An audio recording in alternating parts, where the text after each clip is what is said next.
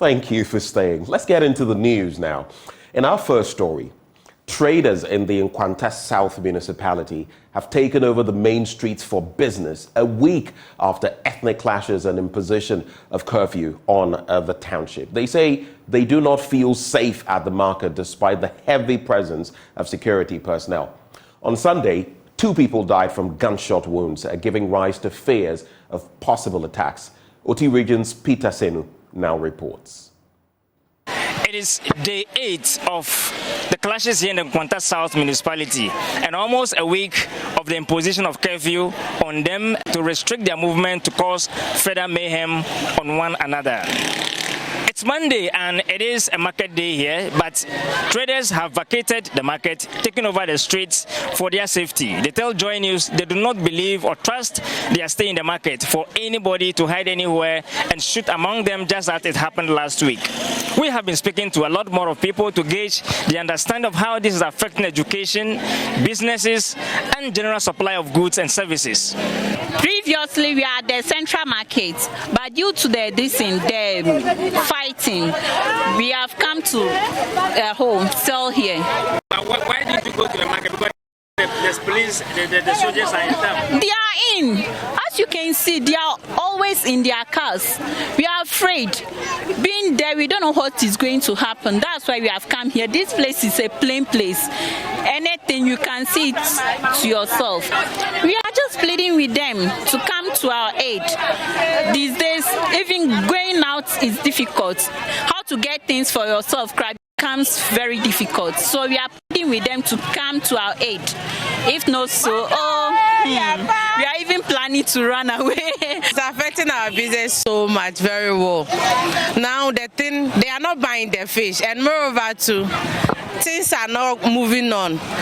And things we saw less than 100 cedis, people will say 120 cedis, and it's not good. So please, they should do something about it for us. Great. We are not safe, so we can't be at the market because we are scared. We don't know what is going to happen. Maybe we will be at the market square and maybe something will happen, so we can't be there. Gospel fact, we are suffering. Not only we Okada workers, entire community, we are suffering very much because the conflict is conflict between some 2 other and 3 other tribes. But it happens that we, the foreigners, and we, the strangers, are here is worrying us too much. So we are pleading for the stakeholders to come in our behalf, to come and help us. If not, we are suffering too much. The social life, economical, everything has affected a lot.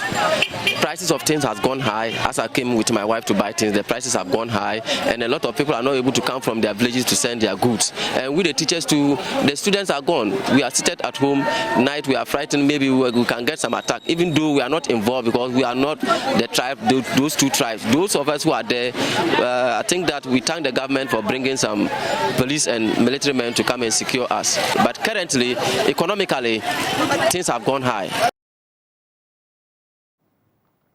Now, the director of the College of Health at Yamfo in the Tano North municipality, Dr. Mohammed Ibrahim, is asking government and other stakeholders to extend infrastructure support to the college to meet the demands of the growing student population. Addressing the 9th matriculation, Dr. Ibrahim said management continues to take steps to address the challenges, but external support will strengthen the resolve to train minds to help solve the challenges of humanity. Here is Precious Semeville with this report.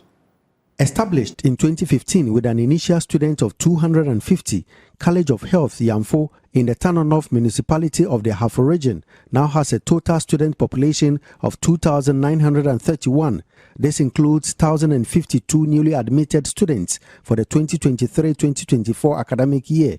Addressing the 9th matriculation on the theme Health Emergencies, a call to action for the health trainee, the director of the college, Dr. Mohammed Ibrahim, emphasized that they are grooming committed and courageous human resources capable of handling health havoc resulting from man-made and natural disasters. He urged the trainees to see the recent disasters as an alert to prepare for the task ahead, but also ensure they adopt the right attitudes while in school. The college is deeply committed to mentor and direct each of you to sharpen your individual and collective skills and talents. We will help you develop the right attitudes and characters required for the job market during your periods of studies. However, for you to realize your dreams in life, you require of yourself discipline, commitment, and sacrifices in every facet of life. Develop good attitude and character both on campus and off campus, especially in the hospitals. He, however, bemoaned the impact of the lack of adequate infrastructure and other support systems in grooming the students despite the self-help approach. He called for help. As a young developing institution, we are faced with some challenges. One of them is inadequate accommodation for our increasing student population on campus. We also have lack of adequate transport. We are not able to transport our students adequately to the clinical settings for their practicals and clinical sessions. We have inadequate lecture halls. We need more. Poor internal network within campus, and then lack of accommodation for both teaching and non-teaching staff. The college management, with the support of staff, have initiated positive steps geared toward resolving some of these challenges. This includes the new hostels that have been put up and the procurement of more teaching and learning materials for your use. I want to use this opportunity to call on all major stakeholders to come to our aid. We as an institution, we are highly determined and committed to doing all it takes to help train your minds to think rationally to help solve the challenges of humanity. Precious Semevo, Joy News, Yamfo. Now, boat owners, fishermen and fishmongers in the Pro East district of the Bono East region are worried about the scarcity and high cost of premix fuel. The group at a news conference in Yeji tasked the government to reduce the prices of premix fuel. And Asabit has the rest of the story. Fishermen, boat owners and fishmongers in the Pro East district of the Bono East region are lamenting the high cost of premix fuel as a major problem affecting the local fishing industry and their daily survival. The group at a press conference says the intermittent supply of the commodity has over the years compounded their hardships.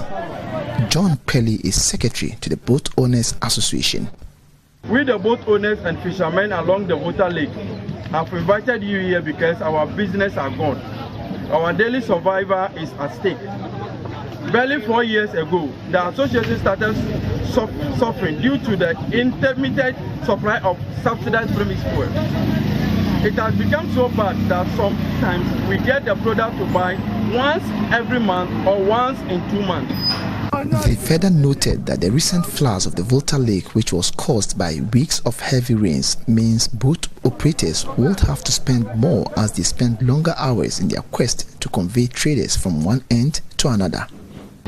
Few months ago, due to the climate change, which resulted in heavy and irregular rainfall coupled with persistent spillage of Burkina Faso hydro dam, the river has overflowed its original boundaries. As a result, it takes us boat operators to spend longer hours to cross from one point to another. The high cost of premix fuel, according to this group, is also putting the lives of the people in danger. Just last week, a boat carrying about 50 passengers and goods ran out of fuel in the middle of the journey. As a result, boat had to go and supply them with fuel to enable them continue with their journey. The lives of these innocent passengers could have been lost if the weather was stormy. They further alleged that some NPP party faithfuls in the area are taking advantage of the situation to enrich themselves, adding that the price of premix fuel increased from 18,630 Ghana cedis to 70,000 Ghana cedis within the last 7 years. The intention of the subsidy on the premix fuel is not achieved, but only to make some few NPP party faithful rich through this illegal activity. The price of 13,500 liters of premix fuel has been increased from 18,630 Ghana cedis to 70,000 Ghana cedis. We thought this huge increment could ensure availability, but the worst is what we are experiencing. The situation, according to these poor traders, coupled with the recent floods of the Volta Lake, is making life difficult to the people along the Volta Lake, including school-going children. The floods have actually destroyed people's livelihood and putting lives at stake. As a result of all this, we the boat owners are suffering, market women are suffering, farmers are suffering because their produce cannot get to the market. Our children who complete Tech BC must go to school and other pressing responsibilities. They are, however, giving government a 14-day ultimatum to attend to their plights to help save lives, and failure to do so, the boat operators will park their boats in protest to the current situation. By all this, we are appealing to the government to do something immediately about this albatross premix fuel issue. We equally need life jackets to ensure safety. We know the government would come to our aid. Failure or refusal to come to our aid within 14 days from today, we have no option than to park all our boats along the Volta Lake. Reporting for Joy News, Anas Sabit, Yeji. Let's talk energy now. The Ghana Renewable Energy Master Plan will see an investment of $5.6 billion, with more than 80% coming from the private sector. The Kwame Nkrumah University of Science and Technology, the University of Energy and Natural Resources, and the Technical University of Berlin are taking advantage of the situation to create entrepreneurship opportunities for students in the renewable energy sector. A project known as Professional Education for Renewable Energy in Ghana will address a strong focus on practical issues of renewable energy in the country. The rapid development of renewable energies requires technical and engineering competence at the latest international level. However, a study program that is to be directly relevant to a demanding working world also requires, and this is the core of the project, a high didactic quality in the design and implementation of the modules and their learning units. And this project is intended to address the student, orient their mind so that they'll be able to look at the environment, identify problems, and then solve the problems in the area of energy. In doing this, they should be able to establish their own businesses and then being employable. Now, the project is also directed towards our rural area, where we have main problems of food scarcity, water, and then the area of waste. So integrating energy, water, food, and waste is one of the things that we want to look at.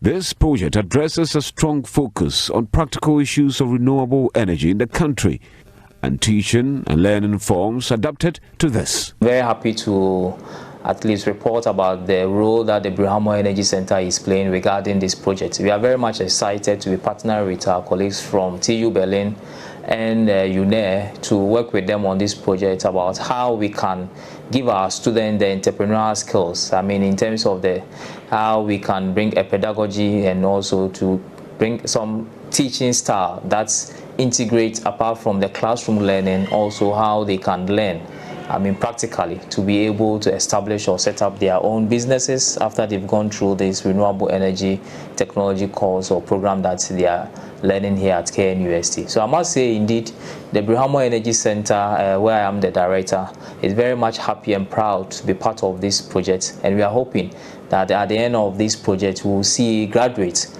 who indeed will have that entrepreneurial angle or skills, whatever they are learning here, to be able to set up their own businesses in the renewable energy space so as to become employable and also to be able to employ some of their colleagues to push their agenda. Indeed, if I say this, I must also link it to our current energy transition policy, which encourages job creation or job opportunities. Is one of the key pillars.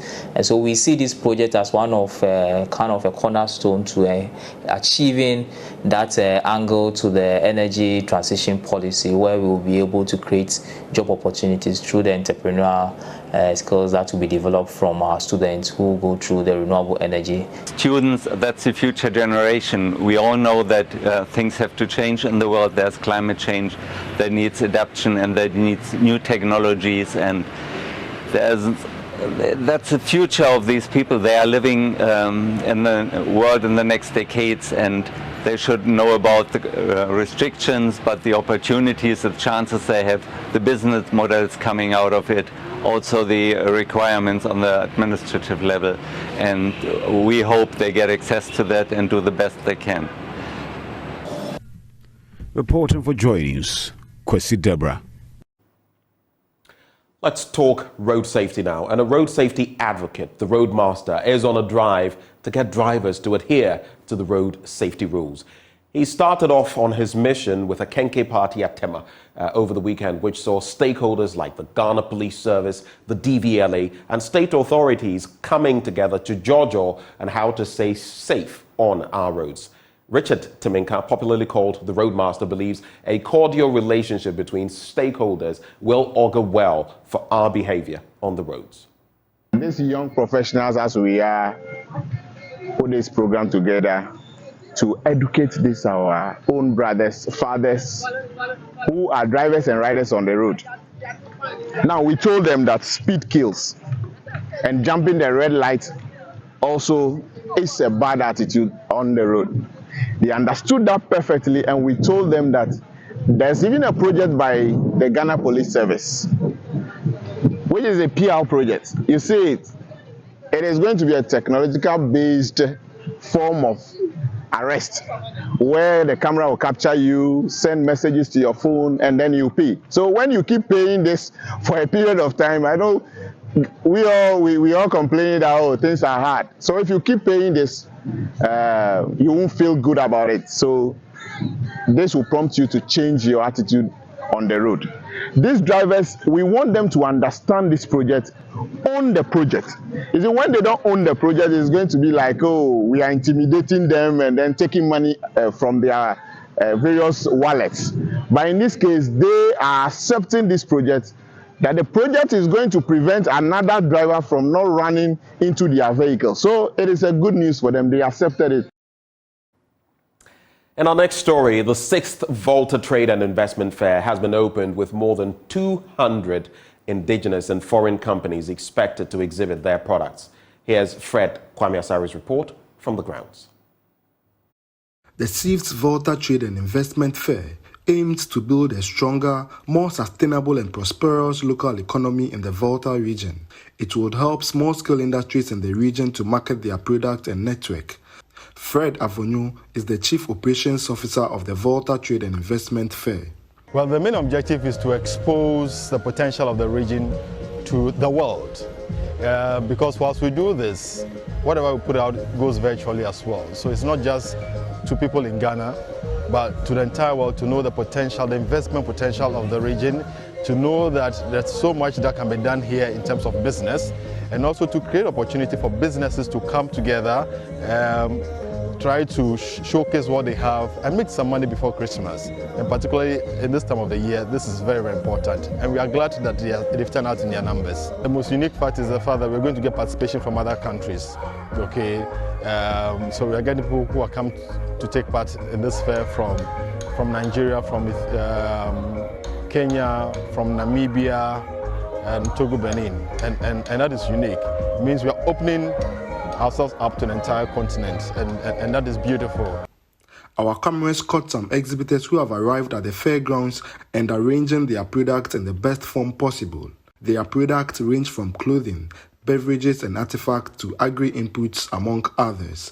Financial, government agencies and other institutions have also pitched camp at the Jubilee grounds to sell their products and services. Some exhibitors have been speaking to John News about their expectations. Yeah, we are expecting international partners, that is those who are also doing various things in their regions. We expect to network with them, see some of the things they are doing, and also if there is a possibility we can partner, because we are into export, we are doing trade. There might be something that they are doing very well we can also learn from, something that we are also doing well they can also learn from. What we are expecting, is to get down to the farmers with our equipment, with our modernized equipment that we have, in order to make work easier, for them. That's why we are here, and to maximize ourselves, input as well. A lot of people do not know that very beautiful kentes are made in the Volta region. So we have Tafi, Abuipe, we have Agotime Kweto, we have Agbozume, and several other towns where kente is weaved. They're all going to be here, a lot of them. There's a whole stretch. They're all going to be here, so they should come and see the beautiful designs and get some for themselves. We're going to have, the museum is also represented here. They're going to display a lot of artworks and all of that. The battle lines are now drawn for the much-anticipated parliamentary primaries in the orphan constituencies of the governing New Patriotic Party. One seat to look out for is the Lejokuku seat in the Greater Accra region. It's been an unpredictable seat since its inception and swings between the two major political parties. Samuel Mbura of our political desk puts a spotlight on this constituency as 4 aspirants slug it out, including former Member of Parliament Dr. Bernard Okoboy, who lost the seat to the NDC in 2020. Lejokuku constituency remains a seat to look out for because it does not keep an occupant for too long. Dr. Bernard Okoboy managed to break the 8 for the MPP, but succumbed to defeat in 2020 against the NDC. He is once again considered a front-runner in the upcoming race. But UK-based businessman Collins Ni Ashiti Olenu says he means business. He has renounced his UK citizenship to join the race, insisting that the party's 2020 defeat in the constituency was avoidable. That defeat in 2020 was not something that any sympathizer of the MPP had hoped for in Lejokuku. But unfortunately, it happened that way. But now the party has an opportunity to right the wrong. What Ashiti Olenu intends to bring on board is an empowered force of grassroots that have a better sense of belonging. And I believe that is what is very, very vital to win the party the seat. Me, Ashiti Olenu, having this at the back of my mind, has already brought in a great wealth of initiatives, which was in fact driven by my vision that I have that I have put together in the phrase "new face." Presidential staffer Ibrahim Ije, who believes in second chances, considers himself as the catalyst for change in the NPP. I'm that agent of change, and that's what I want to do. I want to bring the opportunities that exist within government to the people of Lejokuku so they can realize their ambitions. So far, I've managed, by God's grace, alhamdulillah, we've been able to allocate 300 jobs for the youth of Lejokuku, and I believe strongly that the people of Lejokuku recognize the talent that I have in job creation and also making sure that we connect with the people. Meanwhile, former constituency second vice chairman Clifford Mate Colley claims his popularity among the contestants makes him the right candidate to lead the NPP. Having worked with them for a number of years, I understand what wins elections. What will bring all the people together to forge forward to win elections for the NPP. Secondly, I'm the person that people want. They say that the voice of the people is the voice of God. Right now, when it comes to Teshi, they have nicknamed me the super duper, and everybody everywhere across the divide is talking about the super duper.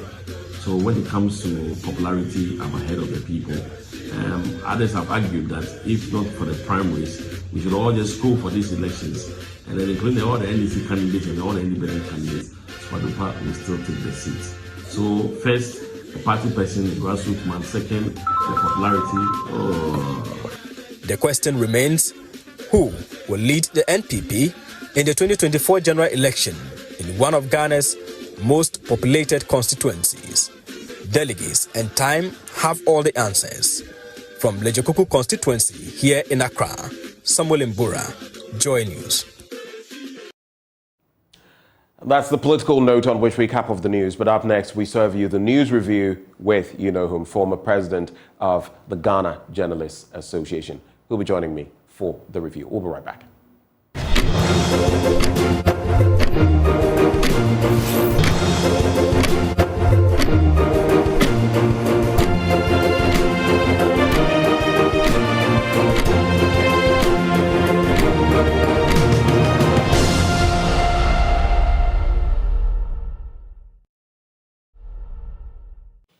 Thank you for staying with us. It's a Tuesday morning, and that song by Mensa always gets me. I've been reflecting on it over the last few days. That point where he says, their hearts are ice cold.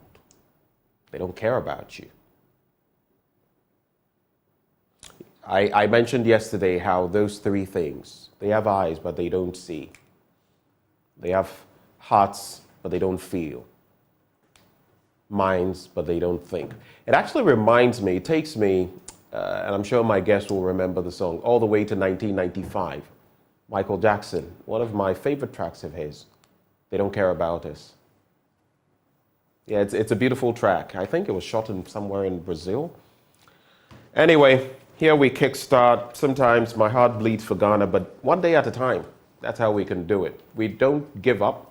We must all put our shoulder to the wheel. It will not become better in one day. Rome wasn't built in a day, they say. It's just disheartening when, you know, oh, we could have built up to this point by now, but thanks to some ineptitude, we're not there.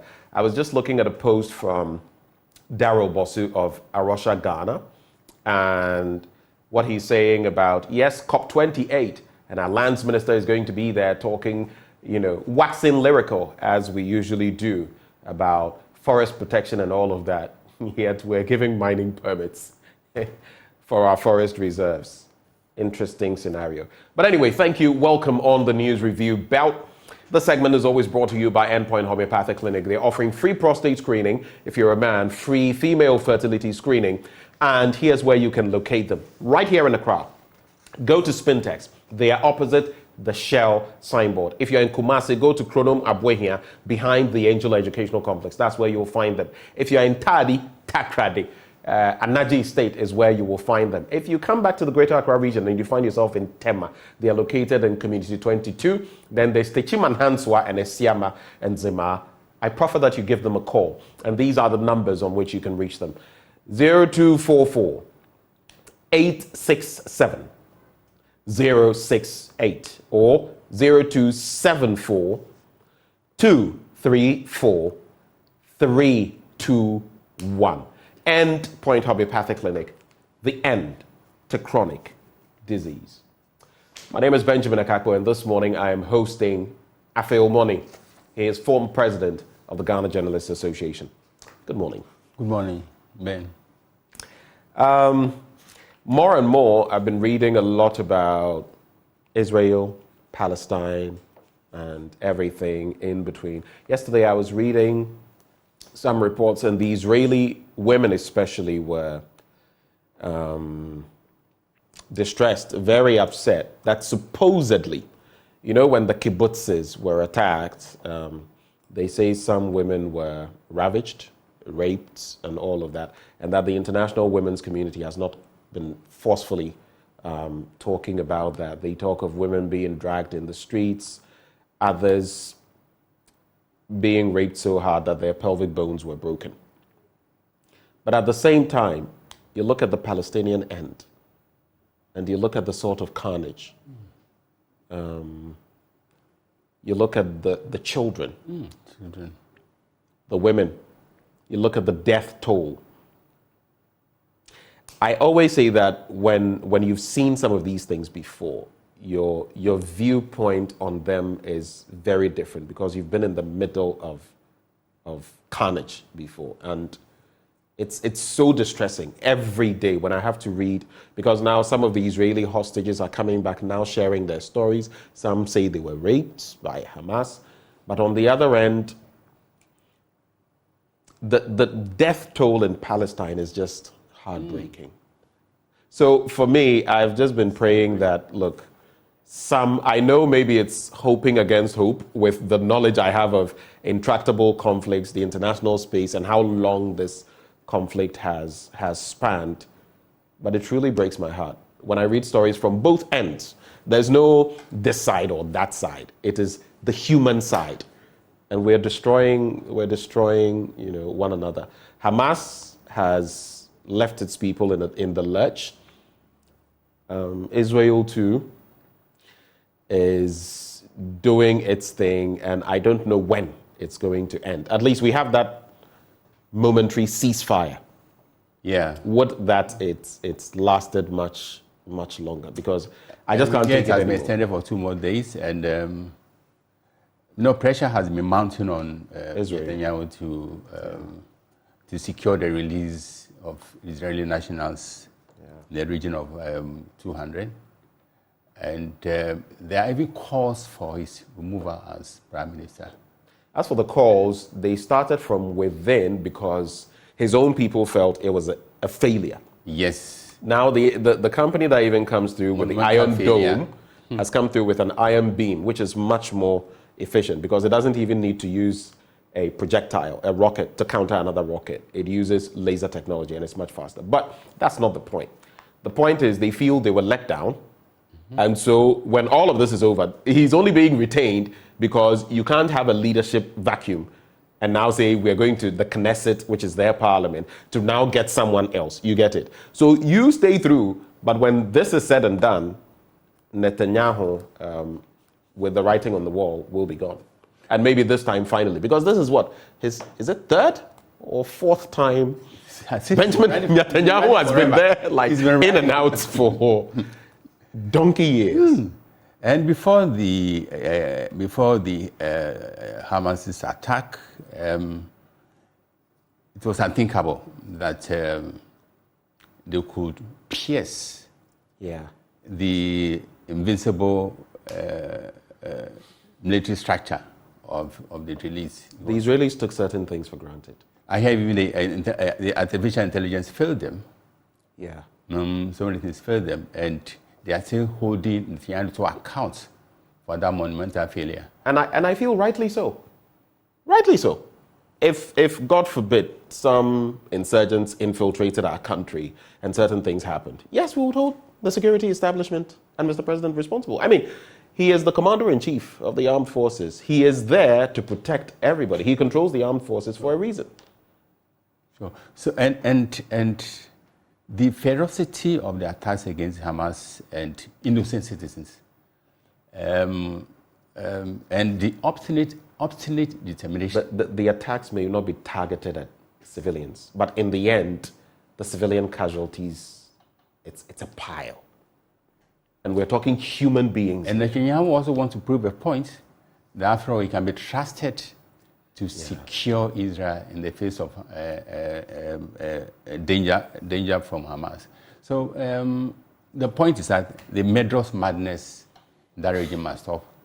And America has a responsibility imposed by virtue of its leadership in the global arena to ensure that the ceasefire is extended, and then the guns should fall silent. The weapons should fall silent in that region, so that human lives will be spared. Because it's heart-rending that innocent children are not spared. Countless number of thousands, running into thousands of people, perishing under tragic circumstances. This is unacceptable. And I mean, it's just unacceptable. Like I keep saying, there have been, in international, even if you look at the Geneva treaties and all of that, you can be protected, for example. I mean, we must look at all sides and be candid when we have the conversation. There have been claims by the US and Israel that, for example, the Al-Shifa hospital in Gaza, the biggest, was being used as some sort of bunker, if you like. Yeah. And they have found, all these tunnels and yeah. ammunition. That also creates problems. You get it? Sure. I'm just torn in the middle. I'm torn in between. But where my heart bleeds is the fact that so many people are dying. And the time has It's come terrible. to take a long and hard look. On both sides, both so many sides. people have died. Some of the Israelis that were kidnapped, some have suffered, others have died. Recently, I saw some children who were released. My heart just broke. Children. Some had to be transferred to hospitals outside in Egypt and other countries. But they are dying in droves. No, I think you're talking about the babies who had been incubated. Yeah. That's on the Palestinian side. I'm talking about some of the hostages, children, who are now released. It's on both sides.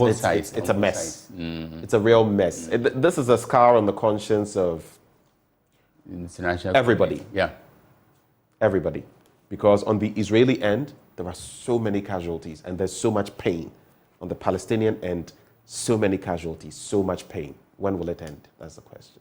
So this is a time to find a durable solution to this crisis. And I'm sorry I'm going on and on like this, but it's something that really troubles me. What is happening there? So now we'll stick to the script and go into the stories. But maybe I feel this differently because of what I've seen before. It's just terrible. And every day I've stopped watching TV on. I've stopped watching the images. I read. I don't like to watch anymore. It's too much for me now.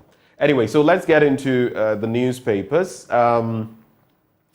So I see Billy Pounds, you say you are listening live from the United States of America. That's good to know. But for the rest of you who are trying to connect, when you go to Joy News on Facebook, then click on videos. That's where you would find the feed. I think Facebook has changed, Meta has changed its operations, so we don't get to have the normal feed like you would see it. So when you go on Joy News on Facebook, just look for videos and then you will find the news review. Mr. Money, I have the final newspaper, the Economy Times, as well. What do you have? Let's start with you. I have the Ghanaian Times and Daily Guide. Let's start from your end. The banner story, Ghanaian Times, minority case against 5.5 billion cedi tax waiver for 45 countries. And the story on page 13 of the paper said the minority in Parliament has kicked against government tax waivers to 45 companies amounting to $449,000, which translates into 5.5 billion cedis. According to the minority, the list of the companies penned down for the waivers has been presented to Parliament as one district, one factory companies in Ghana Investment Promotion Center Strategic Investment. A further 118 companies, the minority alleged, were being processed at the Ministries of Trade and Industry, Finance and Ghana Investment Promotion Center to be presented to Parliament for exemptions worth 7 billion cedis. The minority are raising red flag and alleging that this is another avenue for in local parlance for chop. And is it not? We need to strike a strategic balance. We must sift the wheat from the chaff. We need to sift. The question is, do we have a lot of chaff and very little wheat? So there's a need to, again, to scrutinize the lists and look at the benefit they will offer the nation when we can. The tax waivers are for strategic purposes. Look, to prop up certain industries. Mr. Money. And ensure that. But I read a story yesterday, right here, about someone who is cultivating 10,000 hectares or so, I think somewhere in Aveyume. We're saying we want to categorize importation and all of that. If they give people like that tax waivers so that they can produce more, so that eventually, I'm not saying cut it all off immediately, it won't work. But over time, we can get a certain food security, self-sufficiency, acquire the taste for our local stuff, and then over time, we get it right. But sometimes you look at entities that get tax waivers and who their friends are and who their associates are. And you don't have to be a rocket scientist to know what is going on. My question is, while I cannot paint all of them with the same brush and the same strokes, I just want to say, why are we so greedy? Why? Why? What do we want? You cannot rule out the greed in all this, but at the same time, I believe there must be some genuine cases. Definitely, there will be. Yeah, so there's a need to take a hard look, to sharpen our focus. Do you know the problem? People will want to push willy-nilly genuine and not so genuine and genuine all together. We've seen too many of these cases. You remember how many times we've spoken about soul sourcing? Soul sourcing, yeah. How many times? Within this republic, yes. How many times have we had conversations on soul sourcing? How many times have we had the Auditor General's report and with incredible infractions? The last I remember, when it came in per one of the reports, I think about 99+% was recoverable. Ask yourself, is it 15 or 17+ billion? I dare anyone, let's check how much of that money has been recovered. And it's interesting that a year in, year out, the Auditor General identifies people whose acts or actions or inactions inflict colossal losses on the state. And there's this provision to ensure that the offending people pay for their misdeeds. What has happened to this provision? Yeah, surcharging and the rest. Surcharging and all that. I guess the only person we really saw, we've seen a little bit from this current Auditor General after a lot of talk. The only person we really saw push the law, not to its limits, but to some extent, was Daniel Domelevo, and we know how he exited. Again, politics. It's politics shameful. To the better part of this nation, and so let's see how it goes. And the 24-hour economy continues to generate controversy and back and forth. What do you think about it? I've had time to expatiate on that matter Friday, yesterday. Today we continue with it, actually. What do you think about it? I've listened to, and every story has two or more sides. Every issue has two or more sides. And certainly, I've listened to both sides. The ruling government, notably the flag bearer of the NPP, His Excellency Dr. Baumia, ravishing the 24-hour economy proposal with the explanation that it is already in existence. But I've also listened to experts who are touting this proposal as a game changer. And even though certain companies are running 24 hours a day, there's a need to deepen this culture of 24 hours so that that system can spin more jobs for the team unemployed in this country. So we should not throw it away altogether just because it's coming from a certain political party. So this is a time to harvest more ideas to ensure that should and if former President Mahama, tilts their skills in the next election, the policy will inure to the benefit of all Ghanaians. So it's good to debate the issue dispassionately, and politics should be as much as possible be relegated to a background in all this conversation, so that the national interest, the supreme national interest, should dominate this discussion. So this might be. Well, only time will tell. I've spent a lot of time talking about this, so I'll not bore anyone with too much talk on that. But if you look at the vibrant energies we have in the youth, another aspect of our national life that breaks my heart, every day I go around, you see the number of people, and the surprising thing is sometimes you speak to them. I like talking to people a lot because it gives me a feel of what is going on. It's good to. I speak to trotro drivers, taxi drivers, the sugarcane seller, the barber at the barber shop, like just to gauge what is going on. And it's heartbreaking sometimes because you see, it's not to say those are demeaning jobs, because that's how I know someone who has been selling coconuts for decades now. Now he sells somewhere in Roman Ridge with all the whatever, and he's built houses, not a house, houses out of that. So you don't look down on can it anything. Form started business by selling on the streets as a student at Edisara College. Yes, he's told that story. But my point is, sometimes when you look at how well-schooled some people are and how they've not been able to find anything suitable, because there's unemployment and there's underemployment.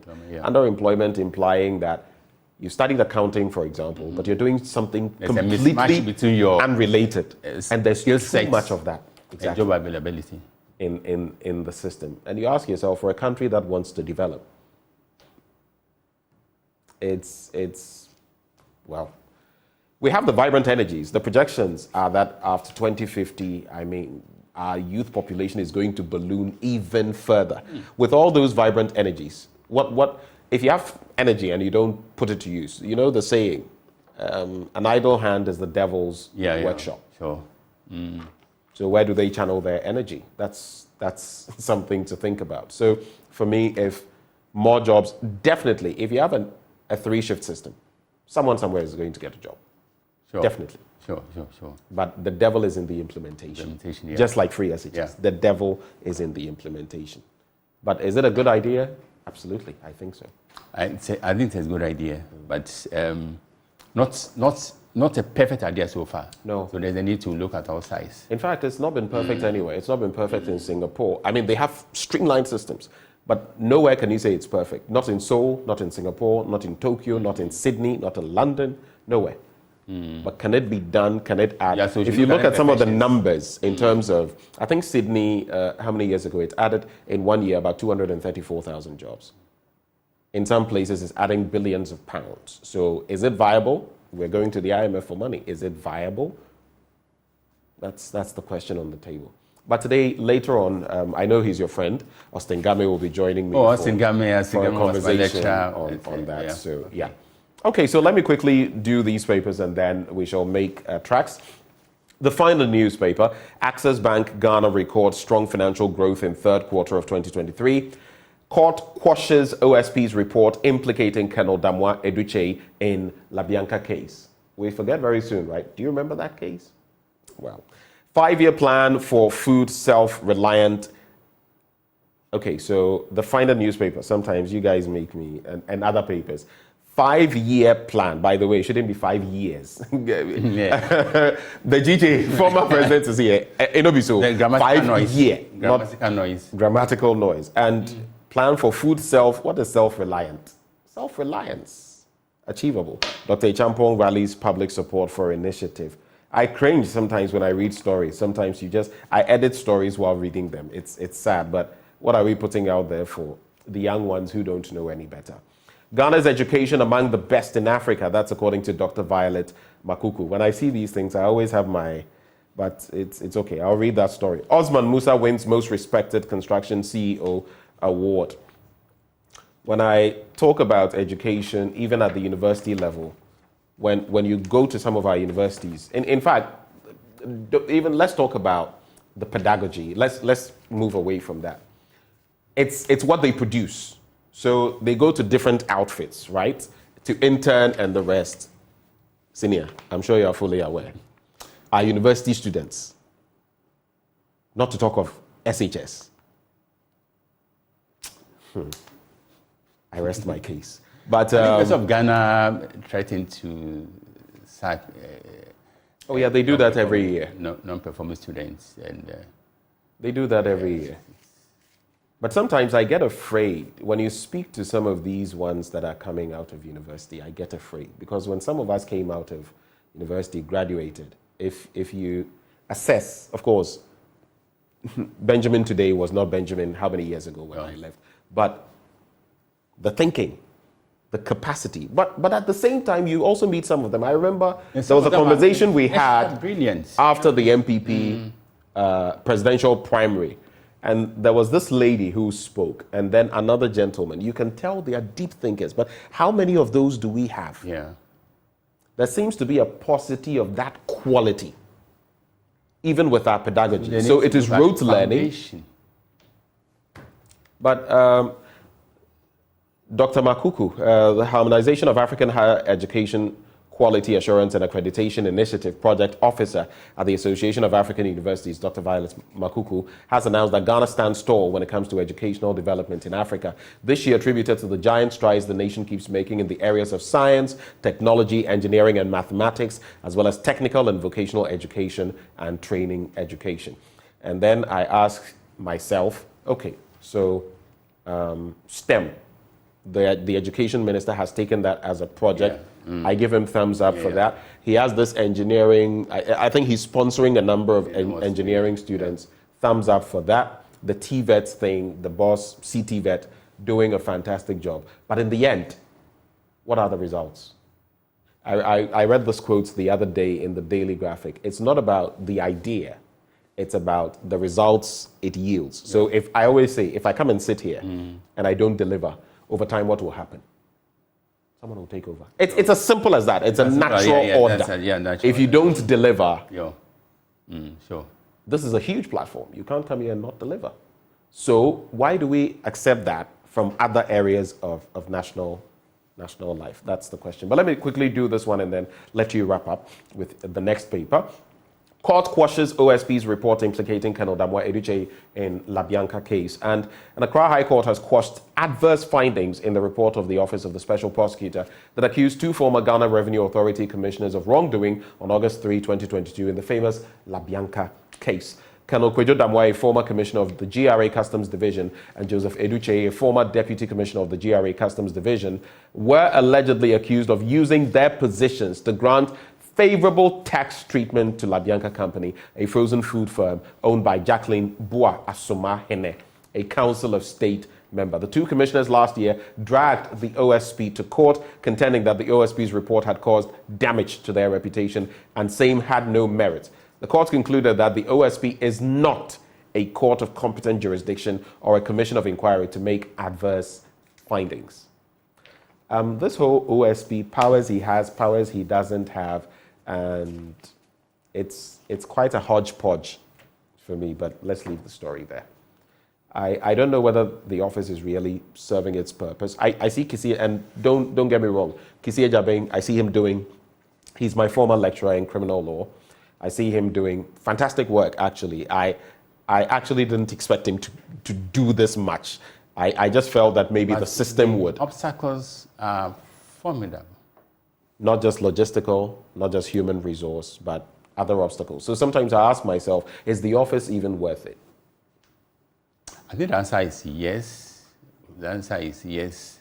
And since its inception, what really has it yielded? Deliverables under in fighting corruption? We didn't see much, but in the case of Cecilia Dapa, at least the OSP came out to demonstrate that But the Dapa thing was already in the ongoing when. But I get the point.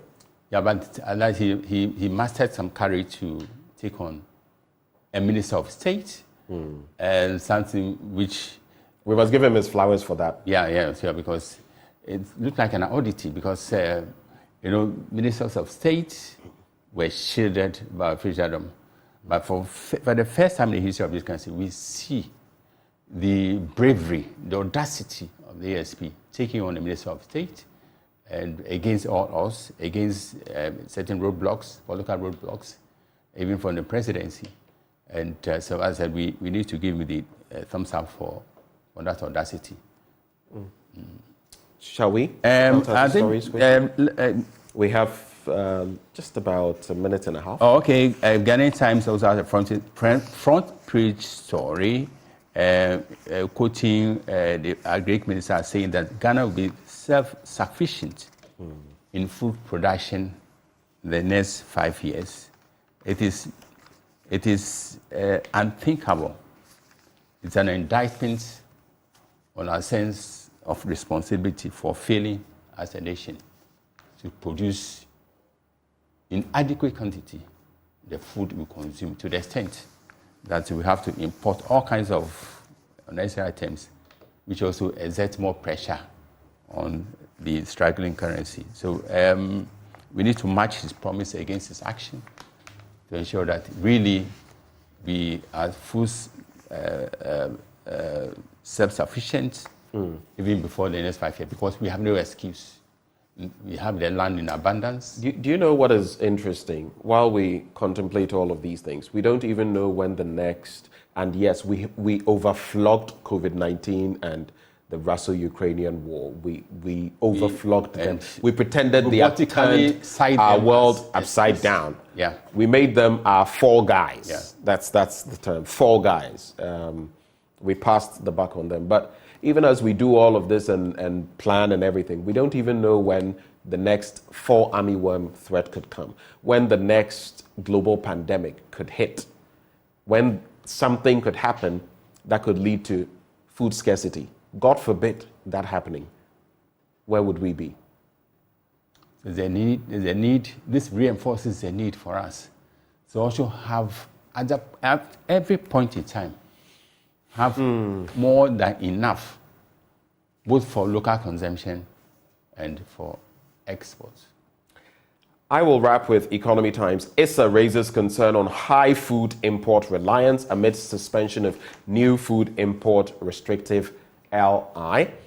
Federation of Labour supports 24/7 economy proposal. That's the Ghana Federation of Labour. And interestingly, if you listen to what they said, the head says, in the 1970s up to the early 90s, a 3-shift system operated in manufacturing industries in the country, which created employment for thousands of workers. That is Mr. Abraham Kumson, GFL Secretary General, stated in a statement copied to the Ghana News Agency on the proposal by former President Mahama.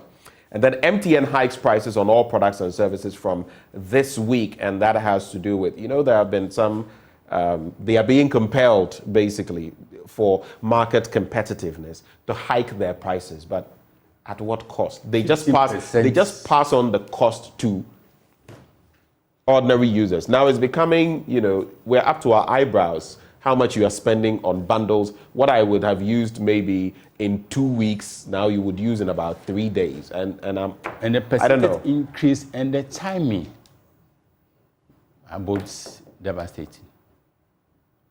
Well, any final words right before we go? Daily Guide, front page story, Ghana card for car purchase soon, quoting His Excellency the Vice President, and he has already etched his name in history as the father of digitization, and I think it's progress. So we need to build on this progress to ensure that the benefits ripple in other sectors, in all sectors of the economy. So congrats, Dr. Baumia. I hope this will add fillip to your campaign to be the next president of the Republic of Ghana. Well, congratulations to him. I guess we could call him Dr. Digital. Yeah. And that's how we cap off the news review this morning. Afil Moni, former president of the Ghana Journalists Association. Senior, thank you so much. You're welcome. Thank you. We truly appreciate it.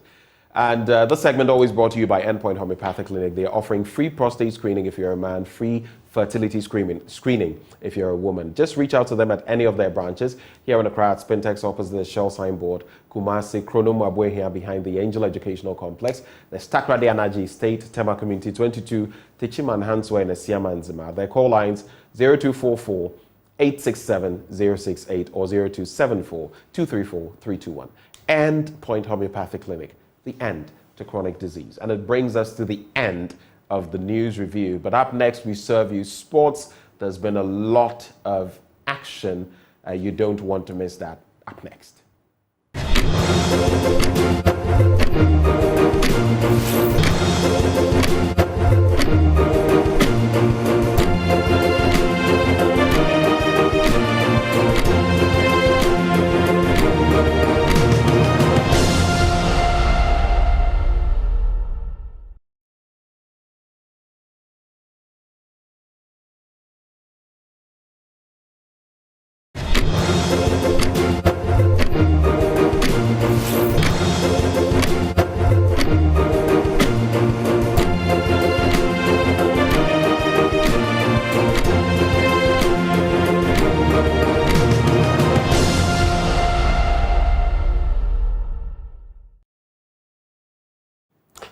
On the matter we're about to discuss, we've heard from the Ghana Union of Traders Association, the AGI, the Association of Ghana Industries. We've heard from the GFL, the Ghana Federation of Labour. We've heard from the IEA. We've heard from the TUC. I'm sure you've guessed by now. We've heard from Vice President Dr. Mahamudu Bawumia. And we've also heard from former President John Dramani Mahama. We started a conversation yesterday with a crack panel to break down some of the major issues, from the agri sector to a bit of academia, economics, and we even engaged labor, Guta, yesterday. Today we try to move that conversation forward by addressing what a 24-hour economy really is from the labor perspective and what it could mean for our country. Because while many say that it is an outstanding thing, the TUC boss, Dr. Yalba, the Secretary General, referred to it as a game changer. But changing the game would require the implementation of certain crucial cogs in the wheel. So, where do we go? Do we try it? Should we leave it for now? Joining us for a conversation on that, our guest, Austin Gamey. He's a labor consultant. Good morning, sir. Good morning, Ben. And thank you for joining the conversation this morning. You're welcome. Like I said, there's been a lot of talk about it. Yesterday, we had them here talking about same economists, those in agribusiness and labor. But from where you sit as a labor consultant, with all these decades of work in that sector, with the vast expanse of knowledge you have on unemployment in Ghana, what is your initial thinking on a 24-hour economy? Thank you so much. To be very honest with you, this is not just merely a game changer. It's going to be the dominance of everything and anything we do here in Ghana. I've traveled a lot. And to be very honest with you, the reason why we are so backward as a nation. Backward? Isn't that a strong word? Sure, I think so. It's simply because we have not managed ourselves well. It's about time we discover what is appropriate. Let me give you a definition of what I see. And I'm not just following merely the thinking of the people who are saying it, but I'm a teacher of it as well. The 24-hour economy, I defined it as a planned economy that gives people a sense of belonging, not by default. Let me just pause here and to say that because we have always been living with a kind of partisan political economy, we assume that we are, keeping ourselves going, and now here we are in a complete abyss. It's therefore the practice of inclusive economy to open the door for decent job creation, enhanced productivity, assurance of return on the investments of those who will invest, collaboration and co-creation. The whole nation will have to be mobilized. This in turn creates an environment in which people feel that they are part of the national agenda, not a parochial feeling of anyone. When people feel they are part of a national economic agenda, they care for it. Furthermore, I see it that the 24-hour economy will create elevated cities across Ghana, not Kumasi, not Ho, not Tema, not Accra, everywhere in Ghana, as a pulsating, glamorous place where activities will always be happening. Right in the streets, movement of people at night, maximum use of apartments, innovative restaurants, high-tech cafes, and late-night bookshops, tourism, among others. But above all, I think that we now have arrived. This is a stepping stone, a major stepping stone to fulfill the constitutional provision under Article 36 of the 1992 Constitution. Right. Any president who will emerge in Ghana here, whose agenda, whose vision will not be based upon upon the directive principles of state policy is a failure to begin with, and therefore cannot participate even in the election coming in 2024.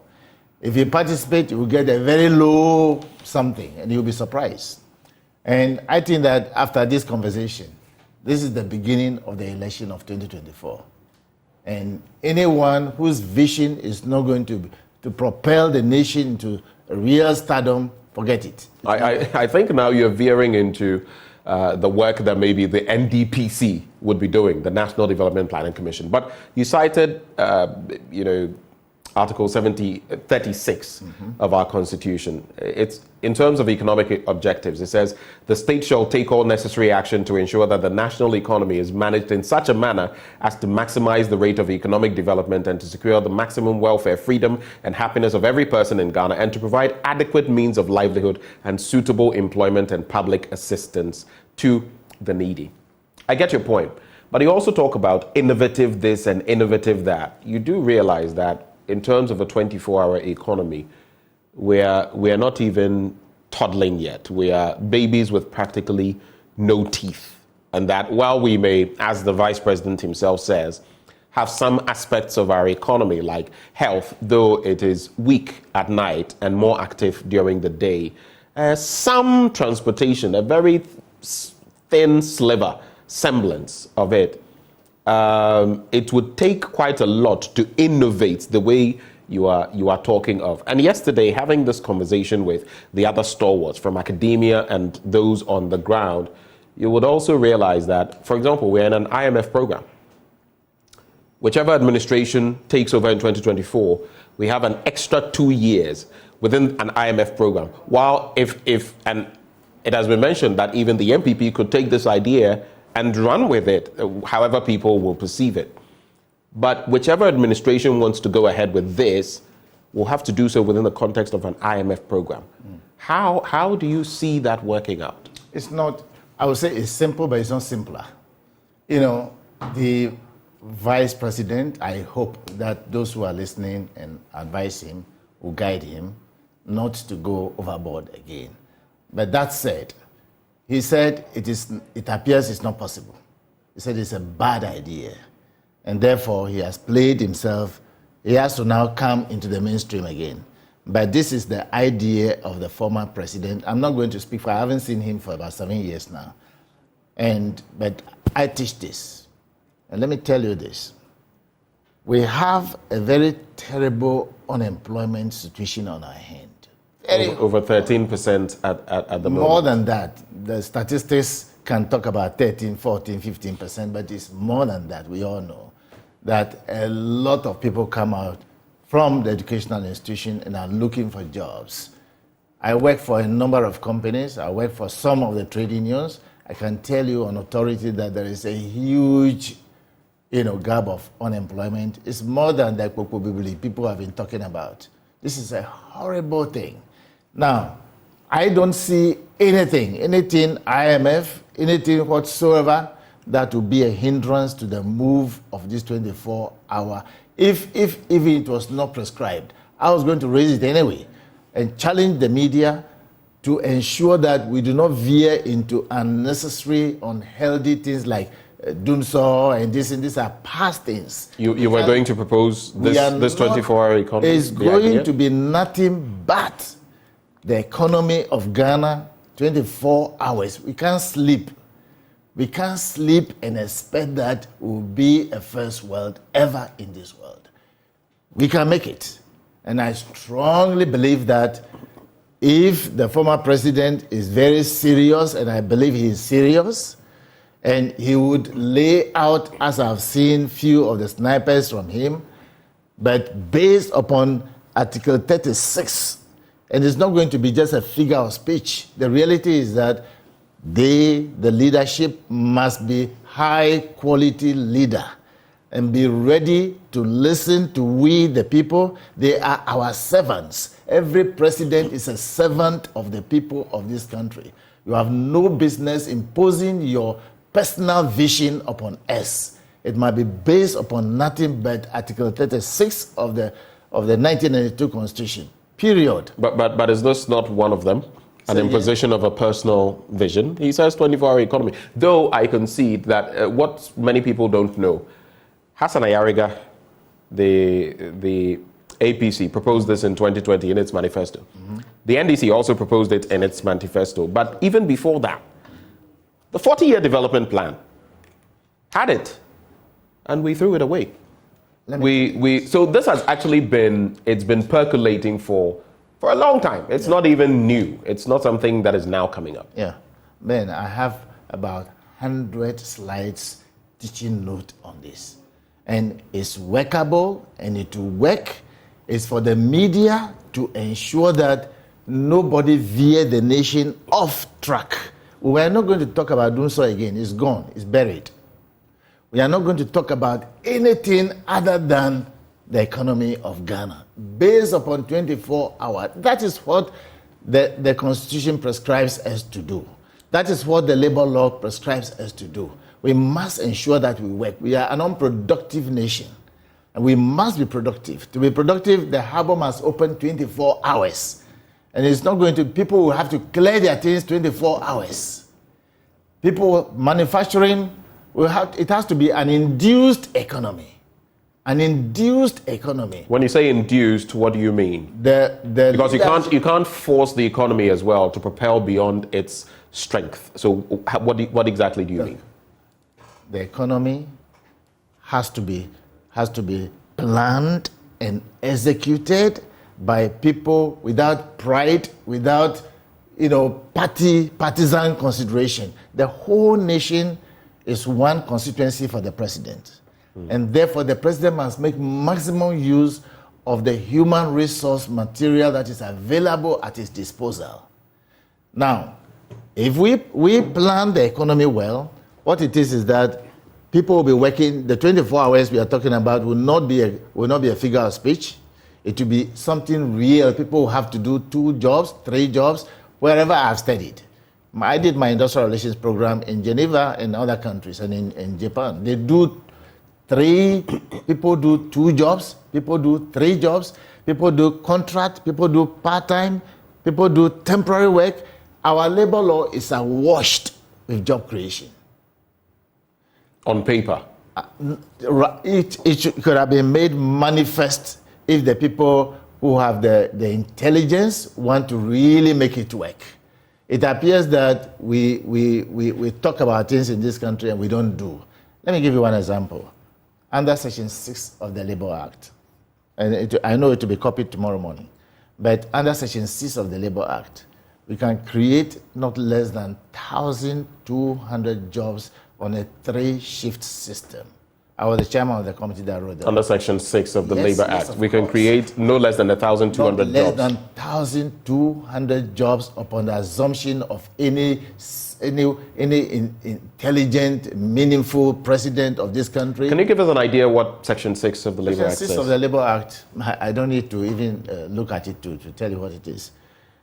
It has to be placed first under the Chief Labour Officer, and the Chief Labour Officer's office. Maybe we change the name, not necessarily calling it another name, but that section will become like a Bureau of Labour Statistics to ensure that we collect data from all employers, including the informal sector, and that's going to be the real game changer. Is the Ghana Statistical Service not already doing that in some of its reports? Just yesterday, I was reading some reports tied to that. They do well. Ghana, and I doff my hat for them, but there is a lot more. That's why we crafted it the way we crafted it in the Labour Act. Now, when this data is collected, every quarter it will be collected, and they will pay for it. It's not going to be so much expensive. And the division, the Bureau of Labour Statistics, as we may wish to christen it as a nation, will ensure that this data is properly made available and the universities will not teach amiss again. They will stay focused on exact, precise figures, because Joy will submit, let me call it Joy. Joy will submit to the Chief Labour Officer every quarter your employment data, those who have gone out, those who are on contract, those who are doing part-time, those who are doing temporary work, leave matters, everything will be properly streamlined.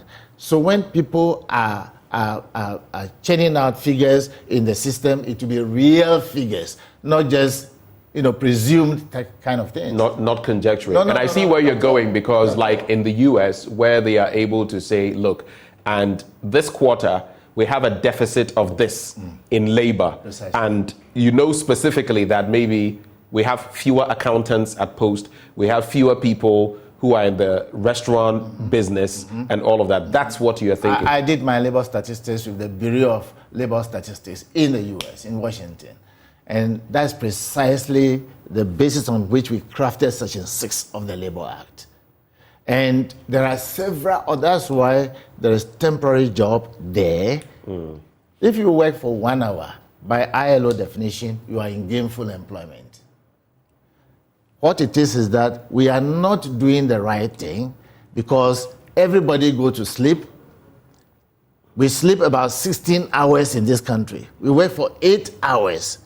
Few of us stay and learn and study here and there. It doesn't make any income for anybody. The reality is that we have to work. We have to be productive. We must pay people enough money. On top of it, I can guarantee you, if somebody will ask the question, where are we going to get money from? You're talking about IMF. Put IMF aside. Corruption alone, if it's driven into the abyss, and we have the money that goes into corruption, it can be used for the purpose of creating, the infrastructure. Why was the fiber optic cable late? It was late, so we cannot be hoodwinked by any digital and anything at all. But the very people you are going to put in charge of this, and I don't think you're expecting a miraculous leadership. The very people that we call leaders in this country, I sometimes call them misleaders, the political elite, are the very ones who are going to be in charge of all of this. They are the same ones who have superintended this corruption, this graft, this mess that we're in throughout the Fourth Republic. Yes, I appreciate that. So how are you going to do this? Because they are the same people pulling the strings. I appreciate that. And people like you and people like many others in this country will have to come to terms that from 2025, January, whoever takes office as the president of this country, you will never have the luxury of directing us on his own terms again. Let me repeat it again. I'm not going to die. I'll be in this country. God grants that. By His grace, I'm depending on Him. Everybody who cares knows what I stand for. We will live in this country from January 2025. Whoever is ambitious to become president of this nation, you must be ready to be the servant of the people. We will not allow any president to misuse our money again. Even from now, if Ghanaians are serious, no president has the right to take 1 cedi from the exchequer, and Parliament will be made to work and work for it. Everybody, the OSP will be made to work for it. The judiciary will have to work for it. Let me give you an example of how we can create 24 hours. Our judiciary will have to work. And I have confidence in the people who are there. They will have to work 24 hours. We will set up a national ADR center that will have to deal with issues that are not criminal in nature. Criminal matters can be handled in the law courts. But civil cases, issues about husband and wife, that goes to the court and stay there for years, will have to go to the ADR center, and it will create jobs in thousands and thousands. I form part of the team that wrote it as well. Now, there is money. When they talk about there is money, the money that is available in this country, including the pension. You are reasonably in your twilight, therefore your money will be there for the next 20 years before you come on retirement. That money will have to be used productively. We did an actuarial study on that before we concluded, before the Pensions Act was written. I formed part of the team that wrote the pensions program. And I want to tell you that there is huge money available in this country, but it's being misdirected. It must end here now. The 24-hour economy is the only thing we are going to talk about come 2024. And that is going to be the one that John Mahama will have to speak to, Dr. Bawumia will have to speak to, Alan Chiramante will have to speak to, Ayariga will have to, whoever wants to stand election. You must be ready. We are not going to speak about Dumso. It's gone. We are not going to talk about insulting people here and there. It's all dead and buried. But the Vice President is talking about digitization and digitalization. How you actually get resources from digitization. In fact, in recent times, he's been talking about cars that would be secured with a Ghana card. They are all subsets of the 24-hour economy. You pay over time. Are you there? If he's listening to me, the digitization is merely a subset of the 24-hour economy. It's a subset of it. I mean, they were laying fiber optic cables before he became vice president. So nobody, and I have a deep-seated respect for him. He can become president of Ghana, but he will have to align with Article 36. He will have to align with the desire of the nation. We don't want any personal vision of anybody. The vision must be based upon the Constitution of Ghana. My friend Alan Chiramante said GTP, Great Transfer, is just a subset of the 24-hour economy. But this alignment that you speak of, we've always had Section 36 of the Constitution. Has it ever been implemented? The question then I would throw back at you, has any president been fettered, compelled to go down that road? I do get where you're going with this. The NDPC, for example, why do our presidents not stick to the proposal? Sometimes when you speak, I've spoken to heads in the past, I've spoken to heads now. And they'll tell you in private, sometimes they'll bring chinks of it into the conversation that, listen, you can bring out all the most brilliant ideas, but those there, the politicians, decide what will be done and what will not be done, and even what resources will be given to the NDPC and what will not be given to you. You can't compel the politician to do anything. At least in our country, that is what it is. And you talk about servant leadership, that they are there to serve us. But the truth is, we are serving them. How do you change that? Let me throw it back to you. You have done well now by inviting me. You have been talking to people who have followed you closely. We need the Benjamin Akakbos. We need the Randy Abbeys. We need a lot of the people. We need the Kabas. We need everybody.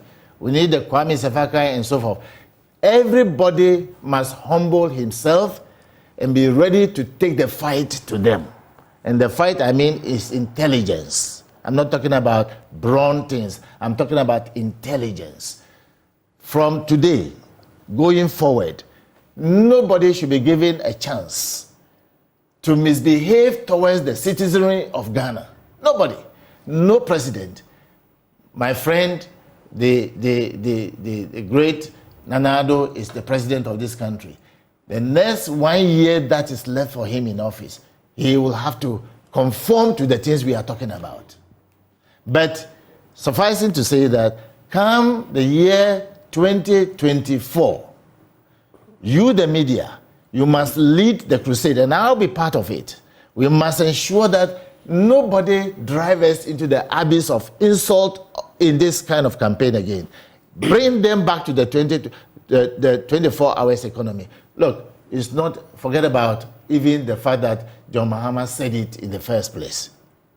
The reality is that it must be 24-hour economy, nothing more, nothing less. Let me just acknowledge this message. Susan Manwa Ankra says, good morning, Ben. I'm enjoying the show, and your guest, Mr. Gamey, talks a lot of sense. We need people like him with some common sense. I hope people will sit up and listen to some wisdom. Thank you, Susan, for sending in that message. But even as we talk about this, you stated categorically, and with your wealth of experience, I found it a bit curious. You said, we are an unproductive nation.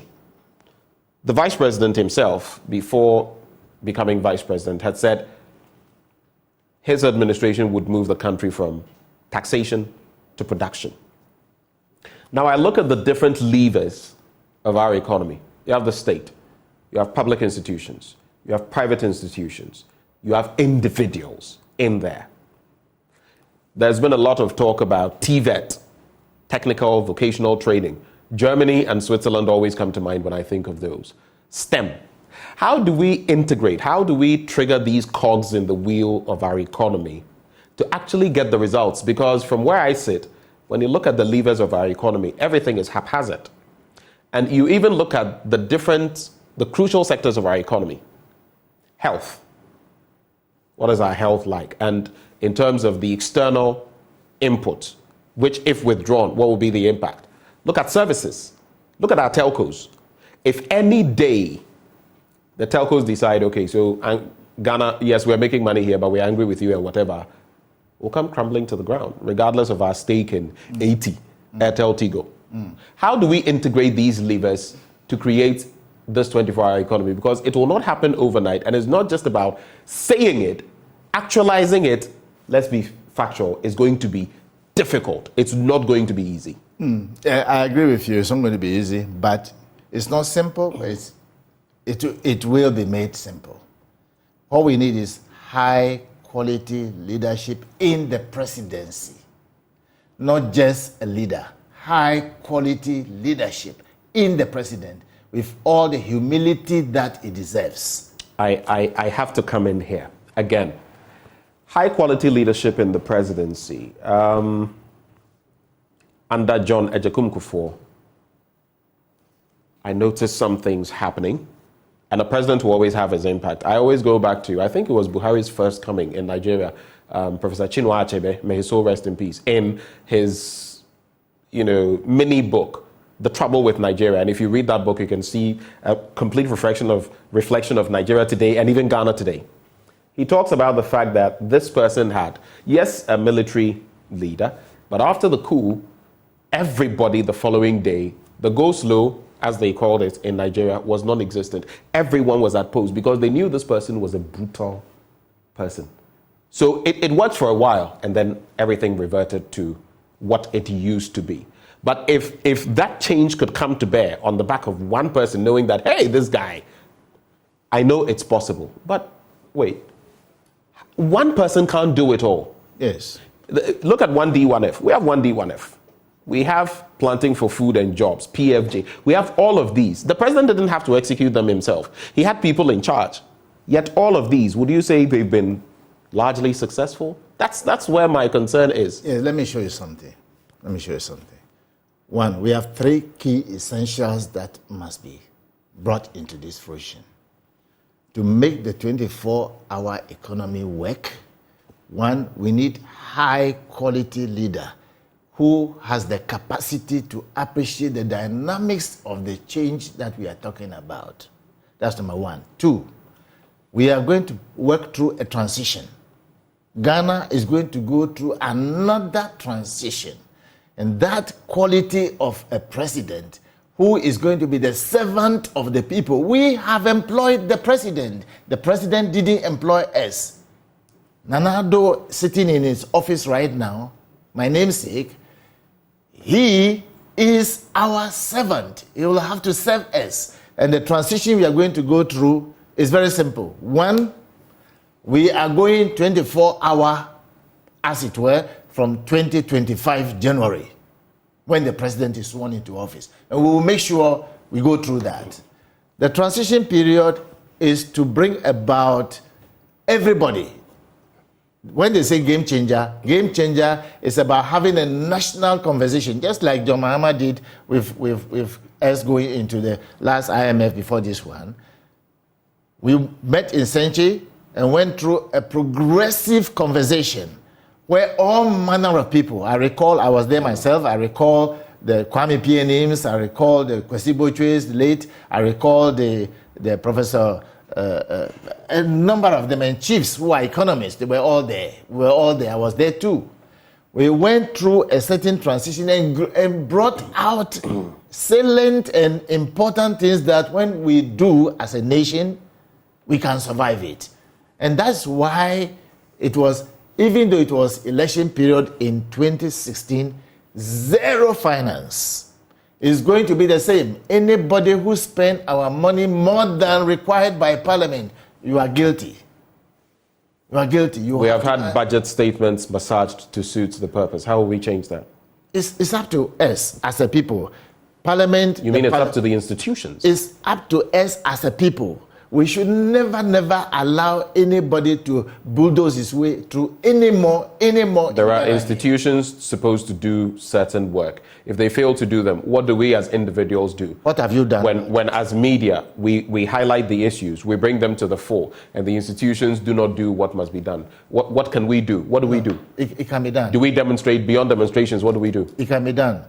It can be done. The shift here is a paradigm shift from the traditional adversarial approach. We should put aside the adversarialism. That's not what I'm talking about. But we should hold the people, not highlighting and leaving it. I know after this interview, I will not have my freedom again. All the media houses would like to be talking to me. I know that. I will oblige. But let me tell you this. There has to be a paradigm shift. Otherwise, this nation will paralyze. May I repeat it? This nation will paralyze. Your children will suffer. Because we have been put into an abyss already. Already today, we are in a complete abyss of indebtedness. We all know that. That is why we cannot afford to have a kind of partisan, parochial idea about this. No. It has to be 24 hours economy. And from today, any media house that will not speak about it, the media house is not part of Ghana. You are not serious. Let me ask you this. It cannot be that everything is in a total mess. At least we have something going right? Like what? What do we have going right? No, it's a question I'm putting to you. For example, we have the after, right? How are we tapping into that? How can it feed into a 24-hour economy? Precisely. Already, some levers, no matter how small, even if it's health and they are working 24/7, though the night shift, I have personal experience. You go to a hospital, there's no doctor to attend to you, there's practically nothing. But it's there. How do we trigger those to ensure that they scale up? What are the good points, at least, we have that we can scale up on? My brother Benjamin, I am a consultant to a number of very top-class companies and banks. And very high, the nurses, I work for them as their consultant. All the laboratory technicians, people in Ghana here, including the doctors who are laboratory people, I am their consultant. And let me tell you this. We are not working. We are not paying people well. What we envisage under the Constitution of Ghana, we haven't done a quarter of it. Did I say a quarter? I'm being charitable. We are not working as a nation. We are sleeping too much. I just came from Singapore as a guest speaker in a big forum. And I can tell you on authority that Ghana, we are sleeping too much. They have 4% unemployment and they were crying. We have 15% and we are happy. We are happy with it. This is complete. We are in an abyss. We must get out from the abyss. The way to get out is this. You're talking about what are we doing well. I like that. What we are really set up as a nation to do, we haven't done even 1/4 of it. Right. I think that we know already. Yes. So we're fully aware of that. Yes. The question is how to reverse the trend. So we have to get out. How do we do that? That's precisely what we're talking about now. One, we have different sets of beliefs, but we must have one agenda now to talk about. And the agenda is the 24-hour economy. Not yesterday manna. Anybody talking, I hear Christians singing about yesterday is gone, we are in another day. If we are in another day, we are not going to talk about yesterday again. So anybody that will raise anything about yesterday, I used to hear people talking about, and things have gone bad during Mahama's time. Are we in Mahama's time? We are supposed to be planting for food and jobs. Number one, what's our poultry situation today? Why are we... The poultry situation has been dwindling for a long time. I agree. All the way from Akoko Dako's time when things were really boom and then bust hit, and since that time we've never fully properly recovered. Yes, I hardly buy... the Dako farms. Not just that. Today, in my small backyard, I can guarantee you I have guinea fowls and I have got chicken. I don't sell. I eat. I'm not going to buy nothing. We must work. We must stop sleeping. And it's going to be 24 hours, 3-shift system. I work for one of the best or the 2 best hotels in this country as their consultant.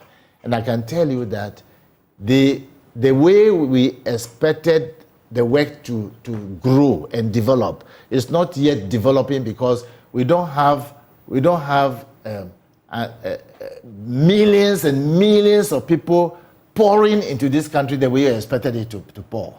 We used to have GTMC, Ghana Textile Manufacturing Company. They ran 3 shifts. They employed not less than 8,000 to 10,000 people in Tema. We had TTL, Tema Textiles Limited, employed similar number. We have Japan Textiles employing similar number. They're all dead. Dead. We must bring back the manufacturing. And that's why I use the word induced. We must ensure that the voluntary aspect of what former President Mahama said will be there. But we must induce through deliberate policies and guidance for people to be willing to come and invest in this country. How many of us haven't traveled outside this country? What did we see? And what have we brought to bear on what we know here? To be very honest with you, we haven't helped ourselves.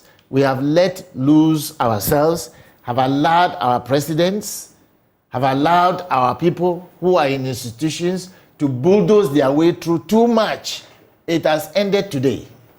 From today going forward, we should not allow anybody to misuse the people of this country anymore. The youth are listening to you. The youth are listening to you right now. They are going to vote their conscience. No more partisan things. People are going to vote their conscience. And I expect the president, whoever will come and bring about this 24-hour economy is the one we are going to ensure that we hold responsible to ensure that we don't remain in the same abyss anymore. We should never. Let me just bring in this bit. So I want a clear roadmap. Mm-hmm. This could be the conversation, maybe the catalyst, yes, whatever it is. But when you look at the experience of other countries, I mean, the former president talks about a 3-shift system by industries, commercial entities on a daily basis, businesses being encouraged with tax incentives, more security to be provided to boost tourism as well, lower electricity tariffs, especially during peak hours, special meters to be given out to those that come along, and then the fact that this initiative will be voluntary. Now, if you don't have, I keep going back to the right levers of the economy in place, you can't even get private industry or private enterprise to come along. That is the first point. And I want you to note that down before I proceed. Now, there's also the other bit. On the other hand, what have other economies done? I've been highlighting this. London, in 2014, moved from 17.7 billion to 26.3 billion pounds in terms of gross value added on the back of their night economy. About 1.63 billion yearly, that's the projection by 2026, created 1.26 million jobs with 66,000 additional jobs. You can look at Sydney, which in 2017 generated $27.2 billion on the back of their night industry or their 24-hour economy, 234,000 jobs created.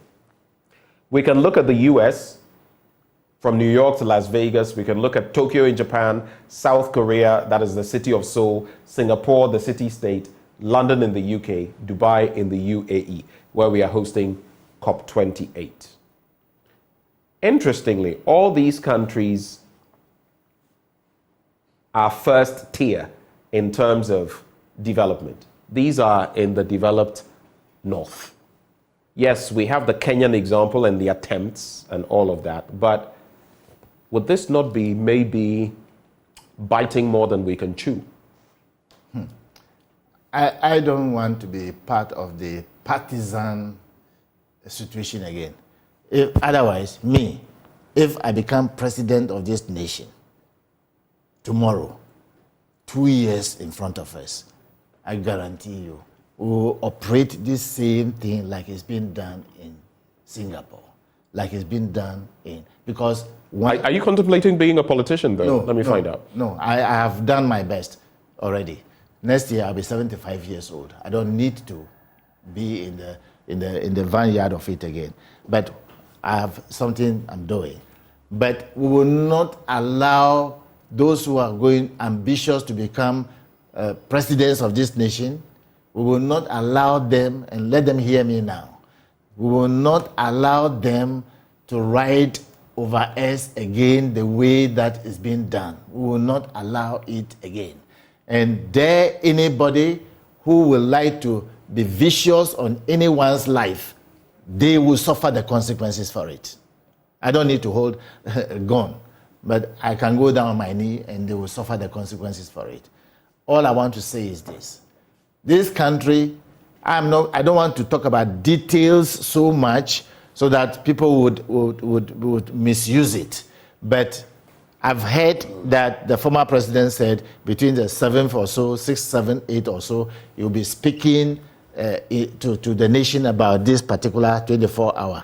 So I don't want to take the shine out of anything. He brought his idea. We all have snipers of it, but he should come and tell us exactly what it is. Dr. Bawumia should tell us about his digitization. My friend Alan Shermanten should tell us about his GTP. Whoever wants to be president of this nation, come and tell us yours. Let nobody attack personality again. Let nobody insult anybody again, because we've suffered in every part of it. We suffered. Nothing seems to be working now, as we are here now. Everybody knows it. I am not the one saying it.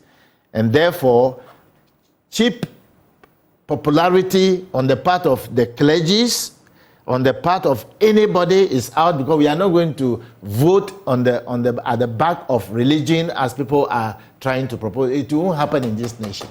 Nobody will vote on the part of religion. We are going to vote on the part of the economy to create jobs for the youth. And I'm concerned because by the Ghana Statistical Service information that we all have at our disposal, what it means is that millions of Ghanaians, 19.8 million people as of 2021, by the Ghana Statistical Service information that we have at our disposal, are people who are ready for the job market. 11.5 million people are economically active people. And about 8.3 million people are outside the job. They are not working. And so if we talk about 13, 15%, me, I don't understand that kind of statistics. It's more than that. The reality is that the so-called informal sector will have to be properly formalized, and it will become part and parcel. And our labor law is very clear. And let me tell you, they were part and parcel of the preparation of the Labor Act, the informal sector. Right. I was the chairman. We invited them. They participated actively in it. The same manner we invited them, they participated actively in the preparation of the pension scheme for Ghana. I was part of the team that wrote it. And I can tell you on authority that they are not stupid. The Makola people, the people who have kiosks and are selling, have employed people, they are not stupid people. They are very intelligent people. And so therefore, we will not see them outside. For instance, let's take Ghana card as an example. Why should everybody not have access to Ghana card? Why are we treating the Ghana card as if it's an essential commodity? But attempts have been made. Once you want it, you go through the registration process. It may be long, but you'll get it. But it's not fair. In any civilized society, to obtain an ID card, you don't have to go and form that long queue. In any civilized country, we appear to be, talking drum of people who are not civilized. We have to rediscover ourselves. It's not about wearing this kind of dress or your beautiful suit. That's not the issue. That does not make you gentle. A gentle fellow has a character.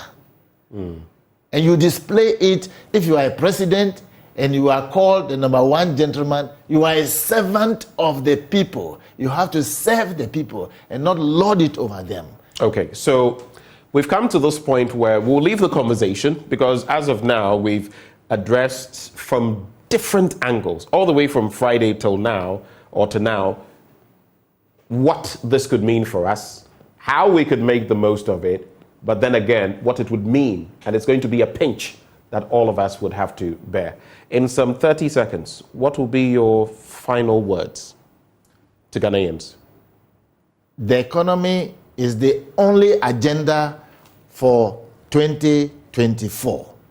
No other agenda, because every other thing is a subset of it. Infrastructure is a subset of it. Harbor, building new harbor, wherever, is a subset of it. The economy, 24-hour economy, not just any economy. We are not going to run 8-hour kind of job. The talk about is existing already is not true.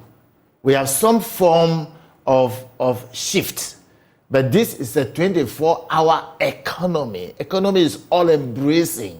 It's not a subset of anything.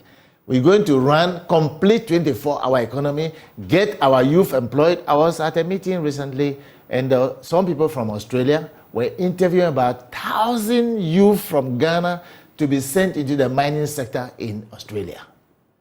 That is a skilled labor being shipped away. I'm happy they got jobs. But the point is that we need everybody in this country. And our countrymen and women who are outside this country must come and be of help to us. And therefore, we need everybody to be ready 24-hour. When you complete this interview, Joy FM, you finish everything with them, you can go and work elsewhere another 2 hours. Another 2 hours. I did part of my program in Chicago, in the US, and I can tell you it's very interesting. ADR also is going to feature prominently. We're going to have at least, I expect the next president of this country to engage the judiciary. About 60% of all civil cases will be handled through ADR. Okay. So we can have 24 alternative hours. dispute resolution. I call it appropriate dispute resolution, not alternative. That's right. That's a jargon of maybe some lawyers who say that. Mr. Gamey, thank you so much for your time with us this morning. It's been interesting, an interesting conversation, and looking at the different outlooks on this matter. One thing for sure we want is to be a catalyst in terms of where we move forward to. Like has been reiterated, it matters not where it comes from. We must look at what the pros are and the cons are, and it's not pros without cons. There are cons, but can we do it? Do we need it at this time? Do we not need it at this time? Who will do it? It's like the proverbial saying, who will bell the cat? Well, that's how we hang the conversation. It's been a conversation with Austin Gamey. He's a labor consultant. Now, we'll take a bit of a breather. When we return, there's been a lot of talk and some bashing and some lifting up of the idea to stay away from imports of things like fruit juices, rice, among a host of other items, including the intestines of animals, what we popularly call yemwadie and others. But the point is, how do we do that? How easy is it to do? Should it be a one fell swoop thing? How long will it take? Well, my colleague Evans Mensah has been sitting with Kobina Tahiru Hammond, Kitty Hammond, as we usually call him, the Minister for Trade and Industry, and he's been sharing his thoughts on some of these matters. After the break, we'll bring you the conversation on that. Do stay.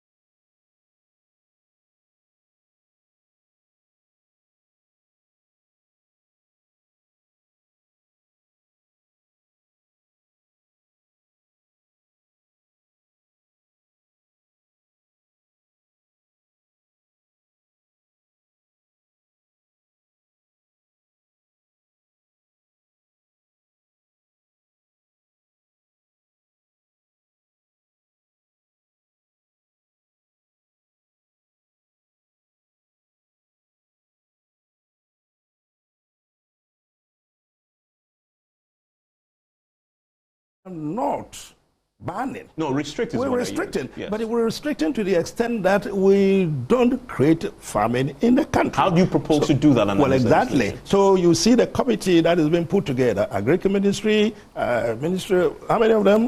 You got a copy of You have the Ministry. You have the Ministry of Agric. You have the Finance Ministry. You have the GRA. You have. Food and whatever, what called FDA. Yes, they are all there. Go to the page. They are all including there. the associations like AGI. All of them. And so there is this committee that meets and monitors food production in the country. So it's not a simple question of sitting down one afternoon and determine that you can get a certificate or permit or not. No. The ministry is responsible, particularly Agric. There has been quite a lot of liaison between our ministry and Agric ministry before we came out with this. We thought through. If in the end, the committee through the Agric ministry tells us that there's a deficit, the deficit between production and consumption in the country is this much, so this much has to be imported, it will be allowed through. It's as simple as that. So what you're saying is you would allow imports, yes, so far as it doesn't create shortage locally? Absolutely. And of course, so far as also doesn't flood the system.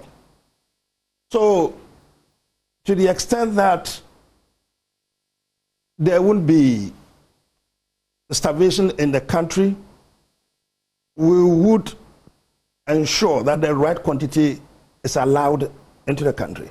What we would not do, and repeatedly I'm making this point, is to simply get up and arbitrarily suggest that, well, we restricted the import of this, we have restricted. You might well say that the word restriction is a misnomer, and you might be right in saying that, because it doesn't seem to me that right from the word go, we're going to restrict to the extent that you may be tempted to equate restriction to banning, but that won't be entirely accurate. We will be restricting, not in the context of banning, but restricting in the context of keeping an eye on it and making sure that at the same time the production at home is beginning to match our consumption. At a point when there is equilibrium somewhere, then the system will be looking at whether there's a need to continue with the importation of. But considering, if you look at rice, the big ones, you mentioned them, the big ones. Sure. Considering that as we speak, 2020, I mean the last data that's available. Sure. $220-something million. Exactly coming in. But in terms of the metric tons that we were consuming, some 1.4 million metric tons of that as of 2020. Yes. If you look at what we're producing locally, it's 622,000. Yes. There's a huge gap there. Yeah. That needs to be bridged. Yes. I put it to you that the restrictions won't solve this particular problem. Even if you restrict and say we still produce 2022, until you have government policies that empowers local producers to grow the production over time, you are going to have a challenge. I understand that. No, there won't be a challenge. I understand that. Again, if your argument is still revolving on the fact that you suspect that we are banning, then we'll get into this conundrum. But you're restricting. But if you see, that's what I'm saying here. So in other words, in a more realistic question would be, on day one of this, you would have to restrict the importation of rice, say, for example. Day one of this, I may not. And allow 622,000 metric tons to be produced locally. No. And so you can't import anything more than that difference.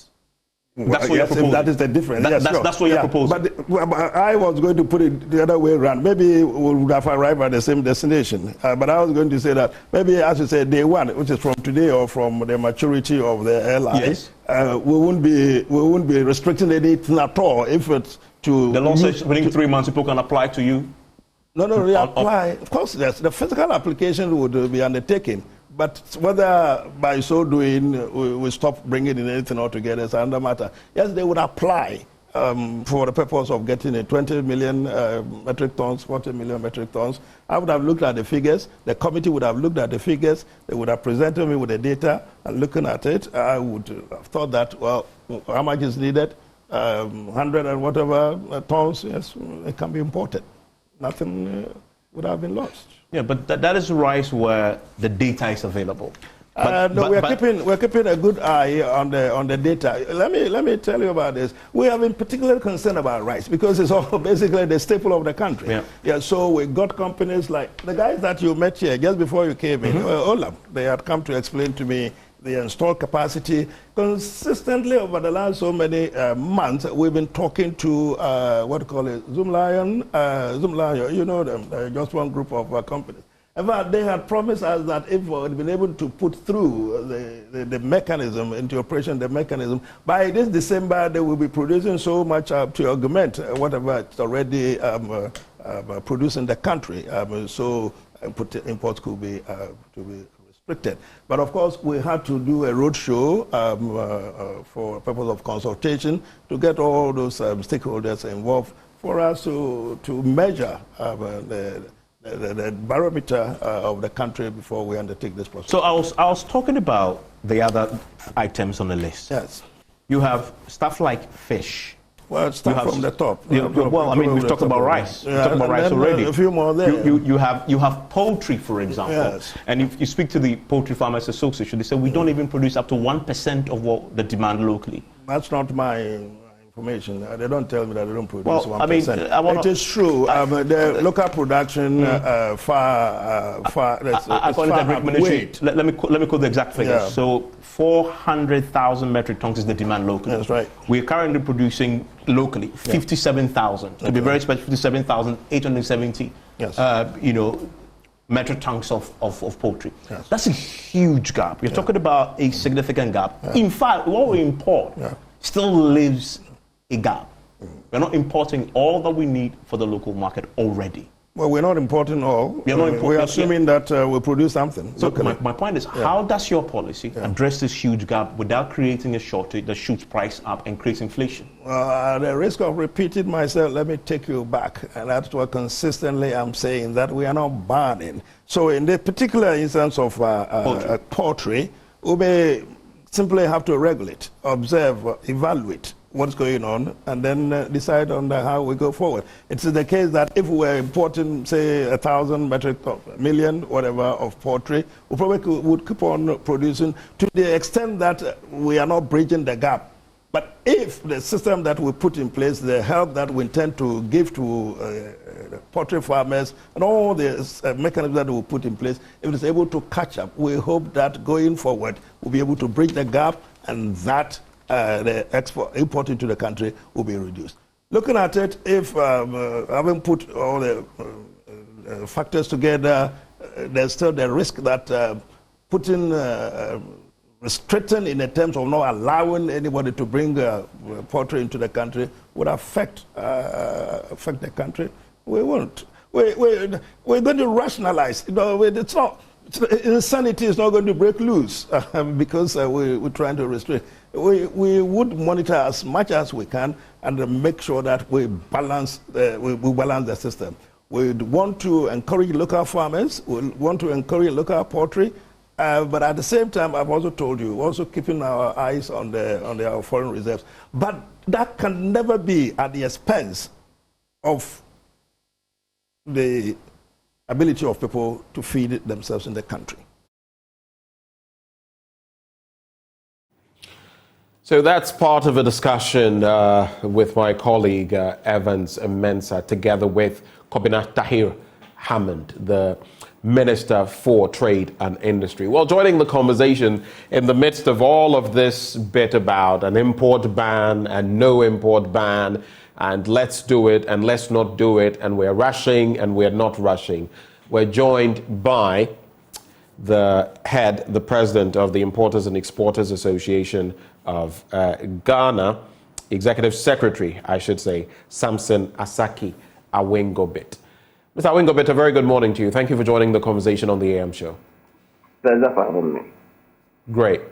To kickstart the conversation, do you make of this suggestion that, well, we import far too much, so let's start cutting off some of them, weaning ourselves off some items, including some of our staples, rice as well, fruit juices, among a plethora of other items. Where, for starters, do you situate that conversation, Mr. Awingobit? Well, thank you very much. I strongly believe that you heard how the minister was struggling to explain at one point we are not banning, at one point we are just going to regulate the industry and stuff like that. In fact, I was happy the way you pushed the question, or your colleague pushed the question about statistics. Look, let me put it without fear or favor, that as we speak, we do not have any proper data in the country. We don't have any proper what? Yes, data. Because I recall that when GCNet was leaving, government was fighting GCNet to hand over the trade data to them. And GCNet said they will not hand over because the data belongs to them. I'm sure you remember this banter very well. When ICON came, so ICON will have now to build data from scratch. And that is why these benchmark issues came, because they were not running out of capacity. Custom really struggled to be able to put data back again. So we are not trying to gather data. As I speak with you, there is a company that has been given a contract to do data collection. That's what I saw about some weeks ago, you heard that cargo tracking of TTN is coming back. You heard it. But that is to collect data for the state, trade data for the state. As we speak, on authority, I can tell you that we do not have trade data as a country. Put that aside. The minister is saying that he has engaged, he is speaking to Olam and others. But the point is, you said you want to regulate the importations of the cargo. Now, on your LI, you kept we the traders out. We are not in the committee. That is for one. Gutta is not there. Import and Export Association, we are not there. Food and Beverages, we are not there. Traded Advocate Staff, we are not there. We are not. Is government to consult you on every single policy? These are things that have been discussed ad nauseum in the past. So you have AGI, they consulted them, right? You have Chamber of Commerce, they consulted them, right? But the people who will bring the goods, they don't matter. Is that what you're saying? That's number two. Number three, if you pick the LI that is presented in Parliament, there's areas that you say that a company should write officially. That's a written application if you are going to look for a quota to import. Is that what it is? You are asking the name of the company, the address of the company, fiscal office location, whatever. Then you went ahead to say that you should present tax clearance certificate. You should present the names of your directors. You should present the shareholding structure of the company. You should tell them the number of employees that you employ. Are we in the court of competent jurisdiction? Are you now lifting the veil of various companies to know who is behind the company and who is not behind the company? Is any of the importer and money laundering investigation? I mean, absolutely. There are some things I put in the LI that if you look at it, did they think through before bringing this thing? You said we are bringing so much product. You want to regulate it. So if Asake has Asake Enterprise, I've written to you that, okay, I am a frozen food importer. I want to go and bring my product. My application comes to the committee. So all this long time that I'm clearing goods from the port, don't pay tax. Any importer who brings goods to the port, you pay tax. Any importer who brings goods and do not even do tax VAT return, filing. That's why we even introduced an upfront tax of 2.5% at the port, which you are very much aware. Akwago, you are very much aware about that. The upfront tax at the port currently, which was introduced after the 2023 mid-year budget review. So I don't see a reason why I want a quota. Then compulsory, I must submit all these things into details. I don't think it is right. It is not. No company is an investigation. You've not lifted any company veil. If you do that, that means you succeeded in lifting the veil of the company. And he's a lawyer. He should know. The other aspect of it is that even if Asake is putting in application, I'm putting in the application for a quota. Then I put in the application. Maybe at the time I put in the application, I am looking for a facility from my bank. By the time the application probably they approve it, maybe my bank hasn't given to me. You have you are an importer. I should be able to tell that don't put in your application because I have already got it. Because every time they give the permit, there will be a expiring period. I have a quota. Maybe imported in my name. I'll clear it for you. So that when my money is ready, go and put in the application and give it to me. Because if I get the application, you are saying I cannot transfer it. If I transfer it, you end up being fined or you end up being prison. How? I've put in the application. Maybe my bank hasn't given me the finance yet. I'm waiting for the finance before. But if I not realize that there will be an expiring period, it's better I give to somebody who have the money now to bring it so that when my money is ready from my bank, and every business person run on trade, on credit facility, or you run with our bank because your bank needs to borrow you or support you to be able to do your business. Right, Samson, I agree with you to some extent, but the point also is we must wean ourselves at some point of this over-reliance on imports from Asia, Europe, and other parts of the world, especially when it comes to food. Now, per ISA's mid-year budget review analysis for 2023, it talks about the fact that still food items dominate Ghana's monthly import bill. That was in the first half of 2023, and that has been the tale, the script that we've read from. And it also says, hold on, it says, Ghana is very dependent on food imports and highly vulnerable to external shocks. But at the same time, if you look at where we've planned some restrictions, poultry, animal and vegetable oils, margarine, fruit juices, soft drinks, mineral water, noodles, pasta, ceramic tiles, among others, we must also look at the local content, whether we can fill the gap. Where do you sit? When do we start the project? Or do we just say, look, if we start it now, it's going to be catastrophic, so we'll never start. If we never start somewhere, when will we ever get rid of this and do what ISA is proposing we do?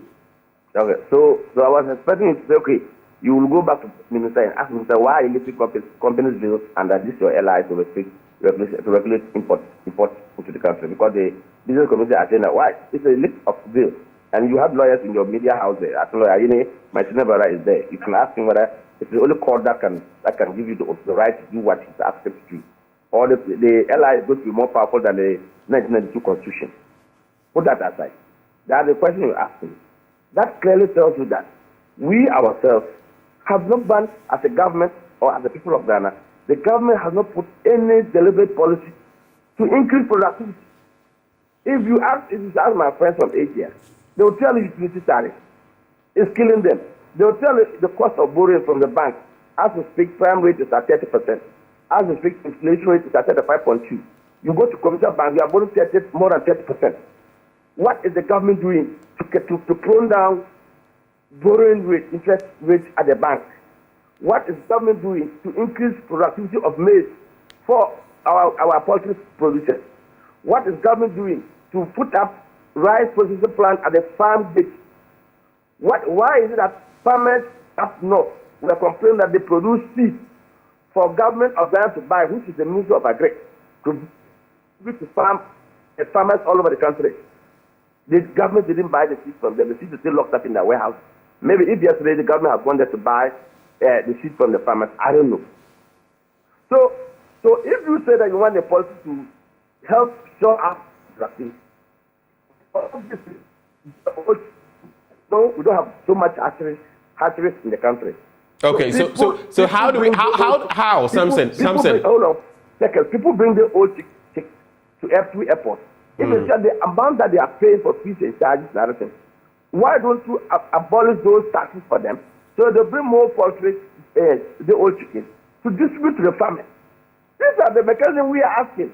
When you ask the minister, so for you, the solution is reduction. Samson, let's have a conversation. Yes. So for you, the solution is a reduction in taxes rather than scrapping the imports altogether. That's your solution. But if the minister says you want to regulate sugar importation, where is that?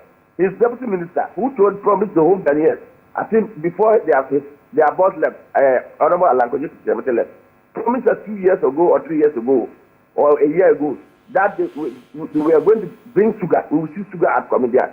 What is his name? Commander Sugar Factory. Till date, have you seen the sugar? Have you seen sugar? You put this in your ally. So it is not we who is pushing it. In principle. Okay. When we met Honorable Dokua, the deputy minister, I told her that we will support this policy. But madam, tell her, if the LI comes, if you go to Parliament and you get the LI pass, will there be any moratorium? Will we say, okay, maybe let us know if it's rice, we have rice per this metric tons. Every 2 years, the government is going to support the farmer to keep on adding a certain tonnage, so that by the time we get to 3, 4, 5 years, we'll be self-sufficient. It will even have surplus for export. My aspect is exporters and importers association. And the name we mentioned this morning is importers and exporters association you are talking to. So we will be happy. Even after, if you ask me after, what is government doing for after? Can I take the opportunity? But look, we chew more than we can buy. We are not saying. Then we told them that before the allies go to Parliament, they should call us back. Let us read through the document that they are sending. If we are going to meet them, and they were sending this ally, we would have told them, look, saying that someone has to bring his directors, is to expose his directors, his source of funding. We are not under investigation. We are no corporate. It's criminal. We would have raised this issue there and there. But they hide it. And they take it. So at the end of the day, importer will go to jail, go to prison because they've hide something into it. And I know, look, you know what's laughable? This morning I was speaking to one of the honorable members. I forgot about it. He said he's the vice chair of trade. Okay, on one of the networks. The guy has not read the LR that was brought to Parliament. You know what he told me? That is because it came at the minority blocking. And so he has not read it. And you are coming on air to defend what? That's an interesting development if he himself has not even read the LI. But I can mention you can go for the vice. The vice chair of the trade committee in Parliament, which you saw the letter that we have even petitioned trade committee, that of the Parliament, not to address certain things for us.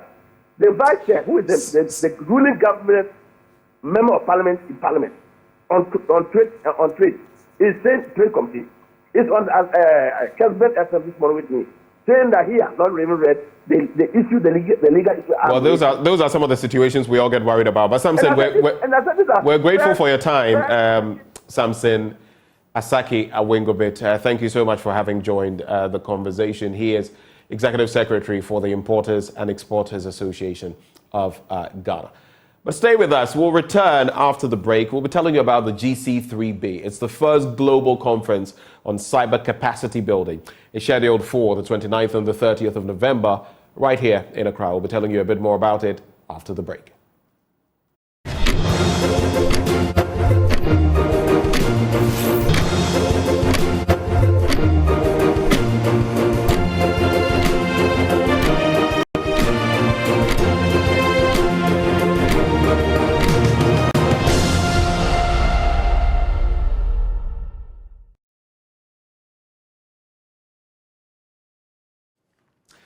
The world has gone global, but in this cyberspace, there's a lot that must be taken stock of on the national level, corporate level, individual level. Now, we see a lot of crime on the cyber end of things. And, it creates an interesting picture. That's part of why we're having this conversation today with our guests on that all-important event coming up soon. But I'll leave them to do the talking. They're here to share with us. Our guest this morning, Dr. Collins Yeboah-Afari is Director General, Kofi Annan International or ICT Center.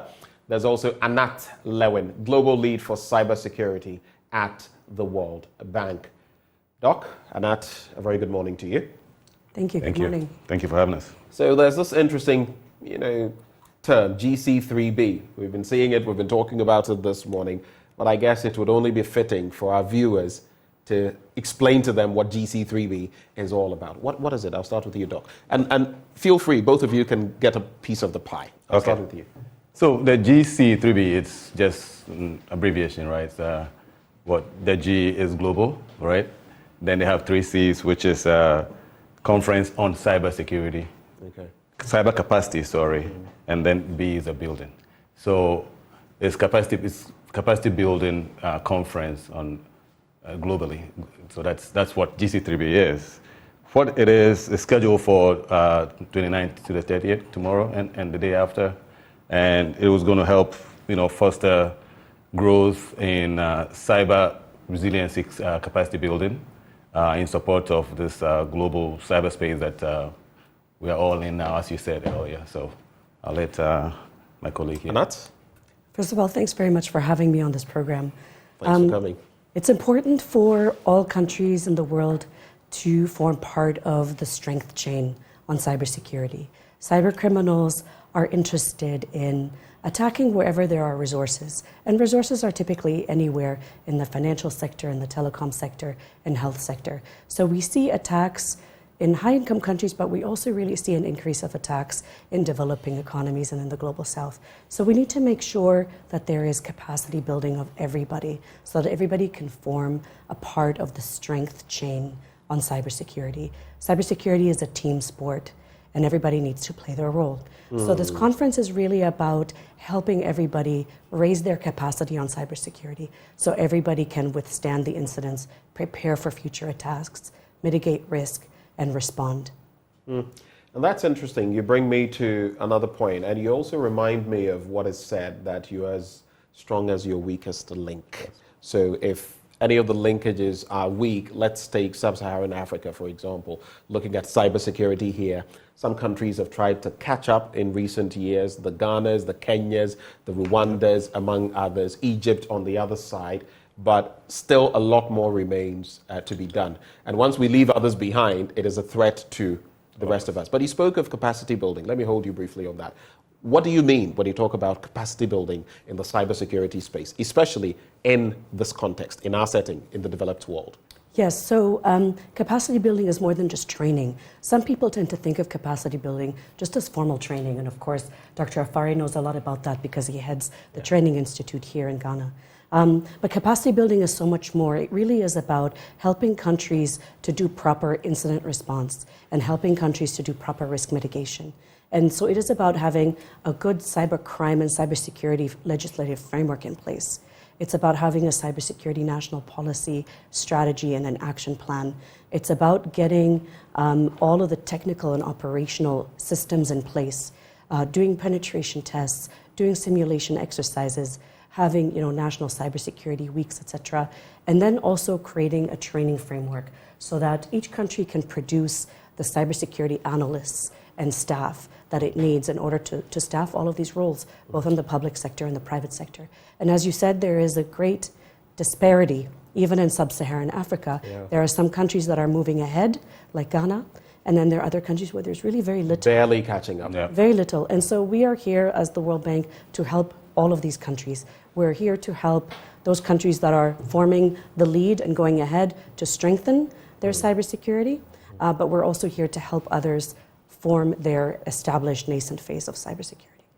And Doc, that also brings me to the point, at least we have made some developments, some leaps already. We have the Cybersecurity Authority. We do. Regardless of the bottlenecks we face every now and then with Momo fraud and everything in between, and how we are not able to trace certain things. But why essentially would you say this conference is being organized? On the back of what Inant has mentioned, why is it crucial that we have a conference of this nature? Right, thank you. So, I mean, like you said earlier, the CSA, which, the authority that has been created, it is responsible for guiding and protecting all of us in this cyberspace.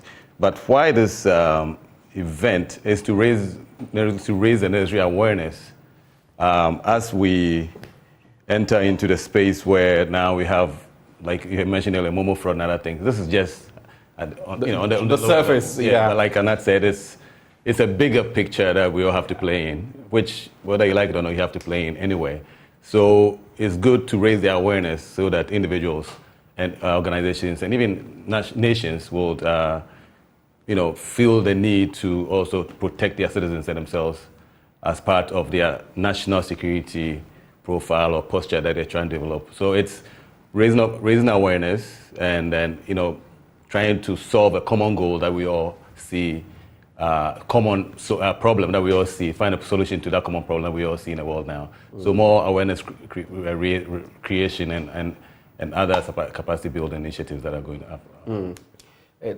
Part of what we're talking about reminds me of my own program that I read, and online privacy and data protection, and how that has come to the fore in our world nowadays. But even as we speak about all of this, the why has partly been answered. But then I would come to, I don't know whether to go back to you, Doc, but maybe to you as well. Okay. Why Accra, Ghana? This is the first time you're doing this in the developing world, so to speak. What went into the choice of Accra to host this event, this maiden event, as far as the developing world is concerned, or sub-Saharan Africa is concerned? This conference is organized by a number of organizing bodies. The World Bank Forum is one of them. The Global Forum for Cyber Expertise is another. World Economic Forum and the Cyber Peace Foundation are all co-organizing partners. But it was very important for us to make sure that this conference take place in the Global South. This is not meant to be another conference in the Western world, in the Northern world. So we're very happy that the conference is taking place in Accra. We have made sure that the participants are really very well balanced. And I think we have about 50% participants from the Global South. Incidentally, we have, from the over 600 people who've registered, about 40% participation from women, which is also really important. Cybersecurity is a field where we'd really like to encourage women to step into it. There are not enough cybersecurity specialists and analysts in this world. There's a really great global labor shortage. And there are about 4 million jobs in cybersecurity globally that are empty. And we want to make sure that women feel encouraged and nurtured to enter the cybersecurity professional field. So we're very happy that also we have 40% women registrants at the conference. It is very important to have it take place in Africa. I know we have a lot of African delegates coming, so we want to make sure that the conversation focuses on the developing world. That's an interesting point to make, but I'm curious. I'd like to find out. The World Bank itself, how has it helped developing countries like Ghana in its fight in the past, currently, and beyond this conference, basically? How is the World Bank going to help countries like Ghana in the fight against, cybercrime, cyber threats, and all of that? How do you foresee that will happen? Thank you for that question. We have been active in over 60 countries and have invested over $250 million in cybersecurity over the last few years. What that means is the World Bank has a number of different avenues for helping countries. And in a second, I'll get to specifically the work that's taking place in Ghana. We provide knowledge products, so we do research on cybersecurity. Some of the research that we're working on right now is to establish the economic rationale for investing in cybersecurity. Some of the other work that we're doing is looking at how can we assess the sectoral maturity of cybersecurity in different sectors and governments. So we've just published a number of practitioner notes. One of them is on skills development, actually. It's a practitioner note that focuses on what are the different ways in which skills development in cybersecurity can be improved.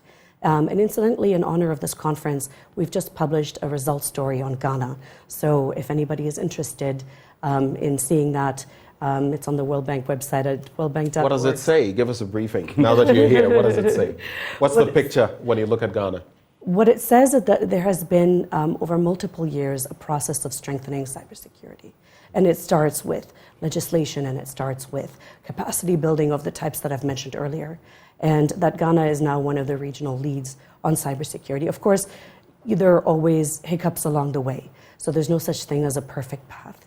But Ghana has really shown that it can establish a standalone cybersecurity agency, the Cybersecurity Authority here in Ghana, and it can move from having no staff to having over 100 staff, and really a very well-developed agency to respond to incidents and to mitigate risks. And so there are a number of different steps that Ghana has taken over the years to establish its place in cybersecurity the way it has right now. It has really moved up in the rankings of the ITU. It used to be quite low in the rankings of the ITU's Global Cybersecurity Index, and now it is in one of the leading positions, certainly for Africa. So I think even looking at the global, maybe the who's who, I realized one of my former lecturers, Dr. Osaibunsu Dixon, was in there, either as, I think, the #1 across the world. So I think strides, quite a number of strides. You know him, right? Yes, Quite a number of strides have been made on the individual level, right, at the capacity institutional level and governance and level, beyond. yes. But are we going quickly enough? Let me just say that the World Bank has been supporting Ghana over the course of several projects. So over the last 10 years or so, there have been a number of successive investments that have been made in Ghana. Also on digital development writ large and on transforming electronic services in government. So as part of that, there's been, over the last 10 years, continued support on cybersecurity. With cybersecurity, there's never perfection. True. We will always be attacked. There is no way to say, you know, look at all of the things that we're doing, now we're not going to be attacked. You're either before an attack, during an attack, or after an attack. And the point is that you have to be as prepared as possible, and you have to be able to very resiliently respond to an attack. So when you ask me, are we moving fast enough? The question is really, how prepared can you be? And how quickly can you respond to an attack? Because you're not really able to 100% protect yourself. It actually reminds me, I would have to paraphrase, I think he's a former head of the FBI or something of the sort. He has a famous quote that says, there are two types of companies and maybe even state entities. Those that have been hacked and those that will be hacked. It is always what waiting to be gets me. At some point, when you become attractive enough, they'll come for you. And the question is, how ready will you be when they do come? But in terms of, Doc, in terms of what we hope to achieve with this entire setup, what would you say? At the end of this, it's not just going to be a fanfare and having all the bigwigs like Inant showing up and the World Bank supporting. In the end, there must be deliverables. Right. What are we hoping to achieve at the end of all of this? So coming back to the reason why Accra was chosen, right? Or Accra became the, Accra is a fast-growing city, as you know, and cybersecurity itself for us as a government is a major pillar in the digital economy policy that we are building. So I think with all that and our ministers, honorable ministers' support, I think that probably got us the nod. But in terms of what will be following this conference, there will be a call, an Accra call, right? And after that, I think whatever issues that come up developed through the call, through the conference, will be monitored as per for every other year or so. There will be a revision of it or the monitoring of it. So after this call, yes, after this call, you'll be monitoring, and that I think happens every other year. So every 2 years. Yes. And now that we've spoken about what the deliverables are, who are some of those who have been invited to participate in this conference? Usually, when it comes to cybersecurity, I know it's high-powered people from all over the world. At least I've been in some of them, and maybe to answer the question as well about who can participate. Is it open? Is it closed? Is it a hybrid event? Tell us a bit more about that. First of all, I see you're very interested in cybersecurity. So I hope you'll find time to come, and you're most welcome and invited to join us. Thank you. We have, the thing that I'm most proud of is that we're bringing, at least from the World Bank side, over 50 cybersecurity officials from... 50? We are bringing, others are coming, aside from World Bank direct support. Right. Cybersecurity officials from developing countries are coming just on our tab. And of course, there are lots of representatives from big firms and the International Telecommunications Union, the World Economic Forum. There is the Cybersecurity Policy Director of MasterCard. So there's a number of, lots of, as you said, senior people in cybersecurity are here this week. So it's a great time for great conversations and meeting of the minds. But what's most important is that we're bringing the heads of the national cybersecurity agencies in developing countries. And we're bringing the people who are at the technical level working on cybersecurity in developing countries. And we can make those connections. For instance, I know that there's lots of really good people here at the CSA, and I'm very excited to be introducing them to the technical cybersecurity people from Rwanda or from Nigeria, so that they can create a community of practice amongst themselves. So we have the top shots, but we also have the working level people who are the technical experts, and we're looking forward to making those connections on a peer-to-peer level. Right. Let me come back to you, Doc. So how are we as a country? I mean, you're one of the arrowheads. How are we going to leverage this entire setup to ensure that we're building our capacity, we're building resilience, we're becoming better equipped to face the cyber challenges of the the century we find ourselves in. Yes. Yeah, thank you. So as a country and as a government, I think the writing is on the wall for us, right? We see this, we hear this every day from everywhere. And the CSA Act has really done marvelously so far, which is now being executed as part of the government digital economy policy that's been developed. So as a main pillar, like I said earlier, is the cybersecurity resilience or cybersecurity posture that we think that we need to develop. So for us, we are using capacity building just as one of the legs in that, and also all the other frameworks that the CSA has put forward based on international standards to help leverage this conference and every other thing that we get out of this to make our security posture, as you will, if you will, better than, and even developing as far as we can get. I'll come back to you. So looking at the role of our financial sector, I spoke of Momo fraud among others. Mm-hmm. Usually you would find that the cyber threats, at least those that hit individuals, now there's this thing going on where people post the clone information of other people or other entities. For example, eateries, that's the most common one. A fallen victim, I lost just a few CDs. Oh. It was just a momentary lapse. I realized at a point that something fishy, but I had just done it. But people have lost huge sums of money. Typical example, it's his birthday. He orders, quite a bit of pizza for his office, over 1,000 CDs, only to get there and find out he had actually ordered, but ordered to the wrong person, a scammer. All of this is going on. So how are you targeting the financial institutions, including the telcos, because now they are offering mobile money and all of that? How are you targeting them in all of this? Yeah, so the CSA, it's as part of the JCC and the other security apparatus that the government has built, Bank of Ghana, the telcos, they are all major stakeholders in every conversation that goes on in the space. So in terms of individual activities that the CSA is undertaking, I'm sure everything they do as part of their mandate is to involve the stakeholders, including the BOG, including the telcos, as part of their solutioning. So every problem that they try to solve, they don't just do in isolation. They try to use use appropriate stakeholders in that regard. So what you just mentioned is the operational level of what CSA would daily be doing. I'm sure they take the calls and they come in and they process all these calls and they come up with a strategy to mitigate. So in terms of the details of what would have happened in this particular instance, I would not be able to share, but I'm sure my colleagues at the CSA will be able to give you some more details on that. But I can assure you that it's being worked on.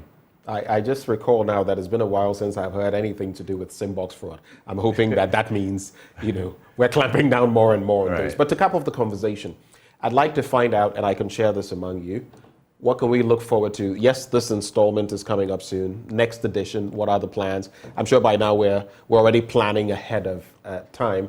I was going to ask you that oftentimes when we have such conversations, we don't see a lot of Europeans or those from the other side.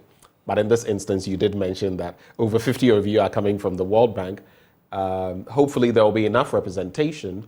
And again, on the bit about support, just as with, let me digress a bit, climate change, sometimes promises are made, we'll give this and that. Mm-hmm. We all know those billions have not come and that Africa is getting the brunt of it. So the commitments, how will they look like moving forward? I think we can address those two ends and wrap the conversation. Next edition, both of you can address those and give us your final words. Thanks. So first of all, let me clarify. It might seem like there are 50 of us from the World Bank here, but it's not quite that many. We did come with a very strong team, but we're bringing with us heads of cybersecurity agencies and technical people from 50 developing countries that are being supported by us. So, but I think the conference is pretty much 50-50, developing countries and high-income countries. So we do see that balance there. What's next? There are more and more challenges when it comes to cybersecurity in the future. We have the advent of artificial intelligence now. Just recently, I was at a conference at the World Economic Forum, and one of the experts there spoke about an artificial intelligence attack where somebody made a transfer of $2 million based on a video call that they had with their client, and they presumed that video call to be authentic, but of course it was a deep fake of the client's voice and a deep fake of the client's body and face.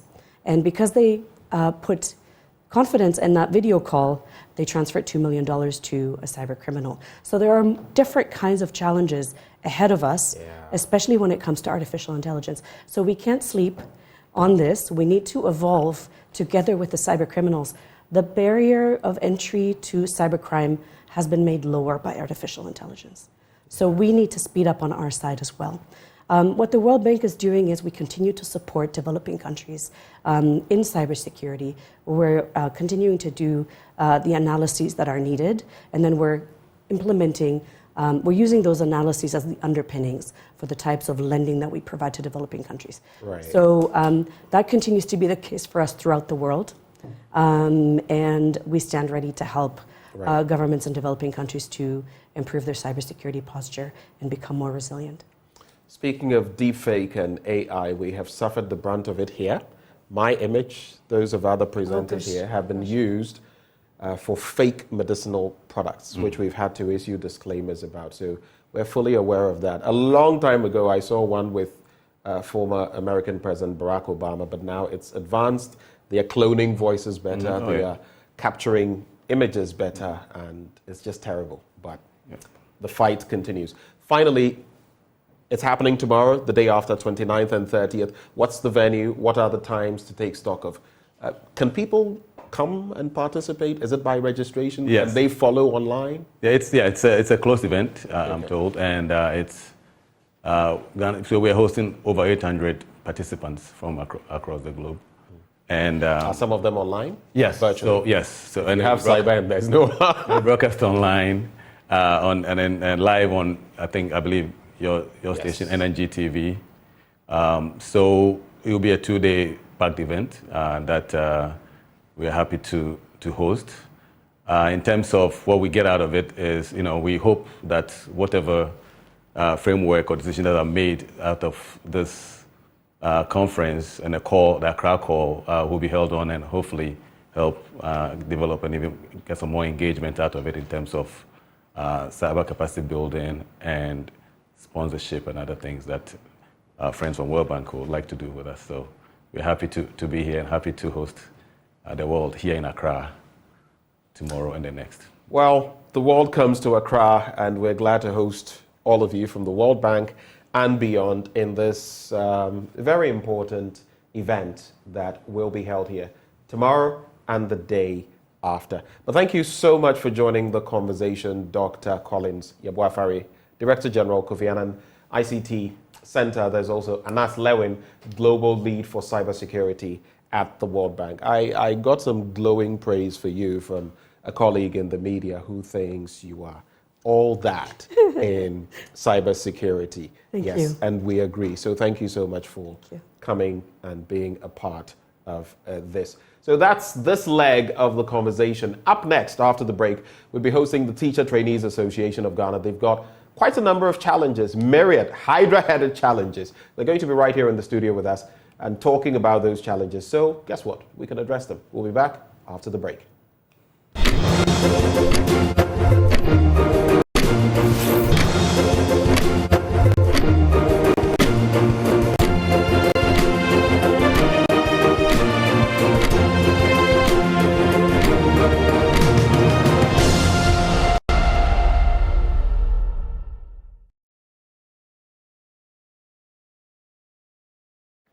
We talk teachers now. Some will say they are treated very unfairly. Others would say their reward is in heaven.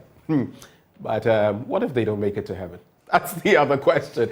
We are hosting this morning in the studio Jephthah Nanakwame Sefa. He is President, Teacher Trainees Association of Ghana, together with Ekisi Stanley Edem, National Coordinator, Teacher Trainees Association of Ghana. Both of them join us for a conversation. You're smiling, but things are not exactly the way you would want them, are they? Oh, sure. Definitely not. Which is why you're in the studio this morning. All right, so I'll start with you, Jephthah. Generally, when you look at the state of, there are some specific matters we'll be getting into, but when you look at the Ghanaian teacher, at whatever level.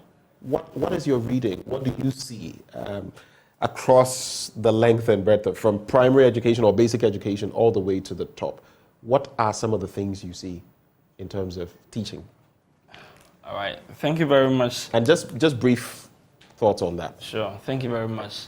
But first of all, let me send regards to my people, every teacher trainee out there, and our principals, our tutors, and all members who are playing critical role in teacher education in the College of Education.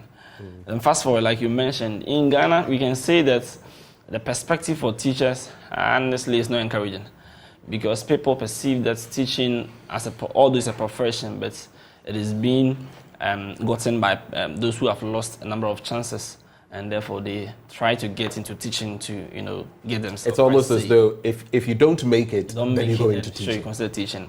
Whereas myself, I believe that should not be the case. That is why some of us, we are really doing our best, whatever we can, to change the status quo and the perception that people have about teaching. Okay, that's an interesting way to start. How about you, Nana?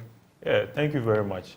I believe teachers' perspective, I see it in such a way that these are young individuals or individuals who have the zeal and passion to mold other individuals, but unfortunately they lack the resources and then all the things they need in order to push into that. And then also the second thought about it is the teaching field is seen as an option, or most people say a stepping stone. Go to the college, go and be a teacher as a stepping stone, then use it. But that shouldn't be the case. So that's my little knowledge. As teacher trainees, an institution very close to you would be the colleges of education. Sure. When you look at them, sometimes when we interact with them, there are lots of difficulties there. Infrastructure itself, sure, and then logistics. From where you sit, what is the state of that, and what can be done about it? How can it be tackled? What are some of the major challenges you face in that regard? All right, thank you very much. So like you mentioned, infrastructure is one of the paramount challenges that we are facing in the College of Education. It is really putting us at a crossroad. As it stands now, the current academic year is about ending. And if you ask any teacher trainee about the foresight or the expectation that he or she has for the upcoming academic year, I tell you it's a worry, because we don't know our fates. We don't know how the next academic year is going to be. Like you mentioned, the number of challenges that we are facing in this particular academic year, we're really looking forward to seeing them solved or controlled perfectly.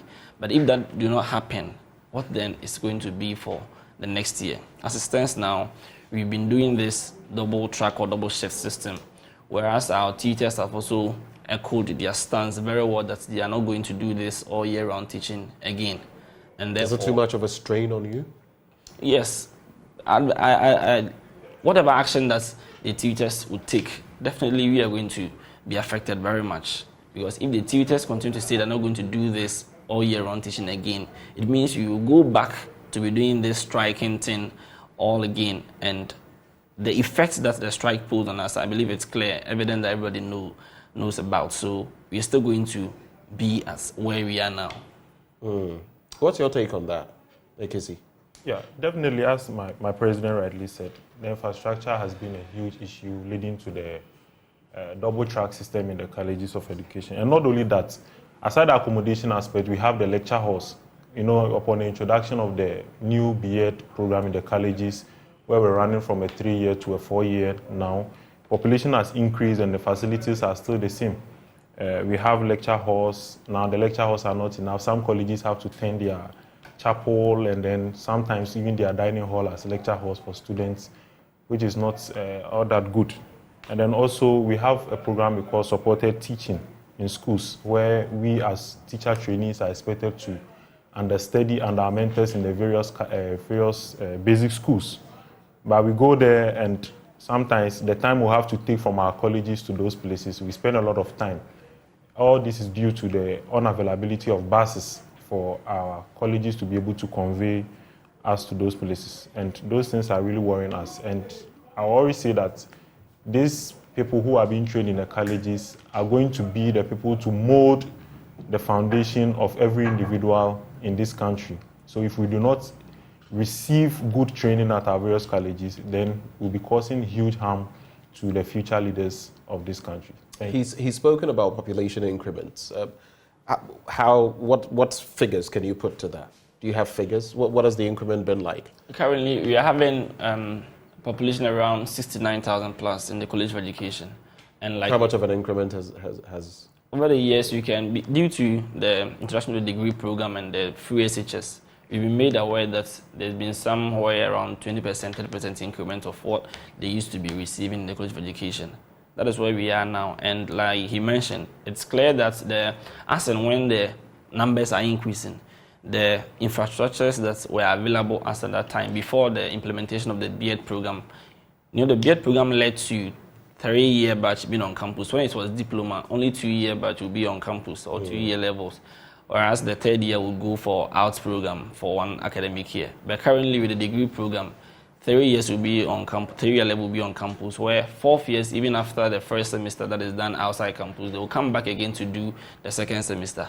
And looking at this structure, it's clear that since there were no improvements in the infrastructure that were available as at the time of implementation of the B.Ed program, they could not advance themselves to adjust the numbers. That has led to the introduction of the double shift or double track system. So talking of something else that is crucial, and I'll allow you to bring to bear other issues that are affecting you. There's also the case of the licensure exams. Sure. And there has been some recent conversation about scrapping them or modifying them so that the format changes. What do you think about that? I've also heard talk about an increment from 50 to 70%, and then some conversations that have gone on about reverting to 50%. How do you feel about all of this? And do you feel the licensure exams are adequate in terms of measuring your pedagogical skills and your know-how as you get ready for the classroom? All right. So before I come to this one, recently the conversation that was in town was about the increment that you mentioned from 50 to 70. We as teacher trainees, I want to be clear and explicit for everybody to understand that not that we are afraid of passing the examination. We write series of examination in the College of Education. Myself, I have studied more than 50 courses in the 4 year that I've spent on campus, and I've written exams for all the courses. I've passed all of them. So what makes me afraid of sitting for 3 paper tests? It's evidence that at least I can do something that can guarantee me a pass. But what we are looking at is that all fingers are not equal. We all have our strength, and the disparity that people are seeing from where we do the college-based assessments and to the license exams, which means that as I've completed right now, I have to spend close to 7-8 months at home before I would go back to write the license exams. It makes people feel that there's a difference between the two of them. And raising the pass mark from 50 to 70 is where no trainee is happy to hear about this one, because all examinations that we are talking about are professional examinations. As we go through the basic level, secondary school to tertiary, wherever you've been in, you're writing examinations, 50% is a pass mark. That is not to say that everybody will get 50%. People will score 90, 80. People can even score 100. Then at least average people can be scoring 50. So if you say the pass mark should now go to 70%, meaning that if someone scores 69% out of 100, the person should be denied access to enter the teaching workforce in the country. And we believe that it's unfair. With this, we've met the minister and the NTC on this. We had earlier on submitted a petition for them to reconsider that decision to bring the pass mark back to 50%. But for about a month now, we had an invitation from the NTC on behalf of the minister, and then we met him. We discussed everything that we needed to put before him to know the concerns of the student. Not that we are afraid of the exams, but we want to also assure international standards, just as the minister keeps on mentioning. And so we are waiting for their response before the results are released. Because if you don't get the response and the results are released, what then becomes the means those position? who sat the exam will be affected. Be affected. They will really be affected, and we don't want to get to that. But already place. the pass rate has been pretty low. For the 50%? Yes, I mean we've had instances where there's been a lot of talk about the pass rates, including, yes, and this has been put out there, people who can't even get their names right and people who can't solve basic problems. That has been used to suggest that some of your number are simply not cut out for the teaching profession, yet they are in there. But the question that we're supposed to ask ourselves is that, so those people that we are saying they cannot write their names, those people they cannot do simple calculations and all that, were they able to pass the examinations in the College of Education? Like I'm telling you, I've written over 50 examinations, different examinations, I've come here. So how then did I manage my way to pass all these examinations and just can't write my name during the license exams? It's something that me, myself, I don't get it, and no teacher trainee would get it. Maybe a committee needs to be set to investigate in some of these things more before it can be considered as a fact. And for 50%, like I've said, it's not that everybody is going to score 50. People are going to score 80, 90, then it comes to 50. So that is not to say that every teacher is scoring 50 and 50% is too low. All fingers are not equal. But, Sure. but coming to you, Stanley, what are some of the other problems, the crucial areas that affect your lives as teacher trainees that you really want to put out there, given the opportunity today? Yes, thank you very much. So some of the crucial areas, as we said earlier on, for now mainly has to do with the infrastructure. The infrastructure deficits is really worrying us, coming back from the accommodation through to the buses and then lecture halls. And the reason why this is a core issue of it is that because of the double track, I come to school, I spend close to 6 weeks, just 6 weeks, and I'm expected to go back home. Somebody traveling all the way from Bogatanga to Hohoi for education, teacher education, will come spend 6 weeks and will sit in the same bus and go back to Bogatanga, go and spend close to 3 months at home doing nothing, only to come back and then resume the academic progress. Not a different semester, but just a continuation of the earlier semester that the person has begun. So for now, one of the most pressing issues is the infrastructure deficit. And then lastly, to talk of it will be maybe the teacher trainee allowance. As you speak, we are currently in 4 months arrears. The government is owing teacher trainees 4 months of arrears. And these allowances are what normally cushion us to be able to buy. How much do you get per month? Yeah, we get 400 cedis per month. A component of it goes to the colleges for our feeding, and then a component comes to us for... What component comes to you? So I'm looking at 4 months, 1,600 cedis. What component comes to you? About how much comes to you? Yeah, what it's a 50-50 percentage. So 800 comes to you, Yes. for example, for the 4 months, and 800 goes to the College of Education. Yes, but recently there has been some adjustments where a component of our 45 cedis was taken from our 50% to be added to the feeding part for it to... So that would actually be about... So 50% per month? Yes. Or the entire figure? No, so what it means is that at first it was 50%, but now, effective this academic year, the government has said that for the Prinkoff submitted a petition to the minister to reconsider adjusting their feeding components, which of course we didn't even think it would result in taking part of what comes to us. We thought that was going to result in increments in the allowance itself, so that it comes to balance half and then balance the other half. But we realized that the decision that was taken was that 45 cedis be taken from what we receive. So currently, it's clear that trainees are receiving less than 200 cedis, around 155 cedis thereabouts, which is what we are having 4 months in arrears, that every trainee is crying for it to be paid, honestly. The allowance does a lot of things for us in the College of Education, and if you want to see smiles in the faces of my people out there and to get their passion, their activeness to do what is expected of them to do in the College of Education, then the allowance, we need it to be coming. All right. So we've laid bare quite a number of matters. The infrastructural deficit. We've spoken about the licensure exam. And then we've spoken about the nokofio that you get, your allowances. What will be your final words, gentlemen? I'll start with you, Stanley. All right. Thank you very much. My final words to all stakeholders and then all who matter in education in the country is that colleges of education from time being have not been given the attention that they really need, that it deserves. But I want to put it out there once again that colleges of education, as we see it, they are the institutions training teachers for basic education in the country. And the basic education is the starting and then the foundation state of every individual in this country. So if attention is not given to how the teachers are trained and how they come out, it is going to affect the impact that these teachers will have on the children. And if we do not give our children the needed training and requisition at the basic level or the foundation state, we should know that we are jeopardizing the future of our country as a whole. So I will urge all stakeholders, especially the government and all who matter in teacher education, to start giving colleges of education the needed attention. Thank you. All right, to you, Jephthah.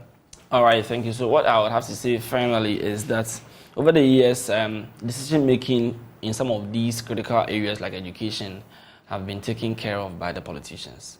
Honestly, it's high time that power is shifted or decentralized such that technocrats would have the chance and the power to be making decisions that will affect some of these critical areas we're talking about, especially education and teacher education, as we are all doing here.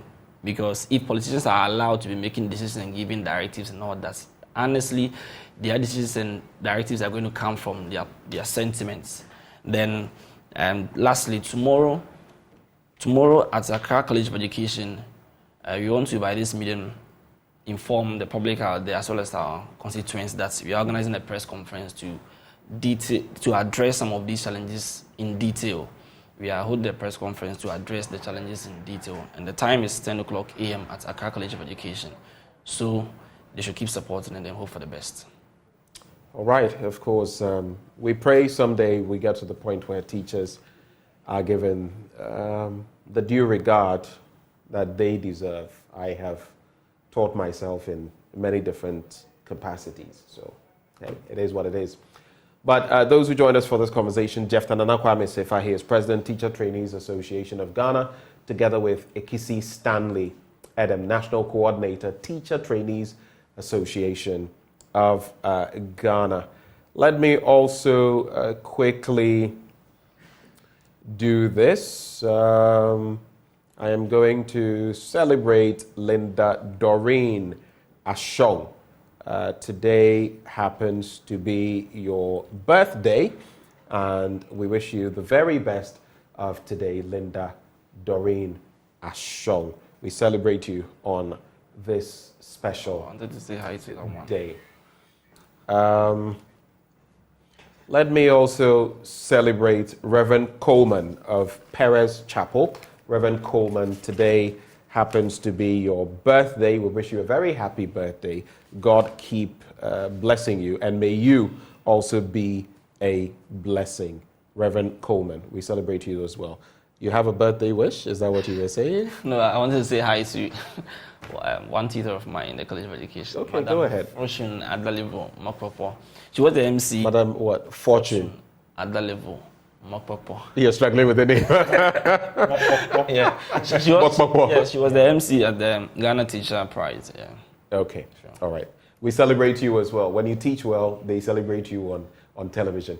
My name is Benjamin Akako. This is how we draw the curtains on the show for this morning. We're always grateful that you make the time to join us from the top of the hour at 6 till right before 10 o'clock. But you know what happens at 10? We bring you Joy News Desk, and that will be coming your way shortly. From us to you, we love you. Have a wonderful day.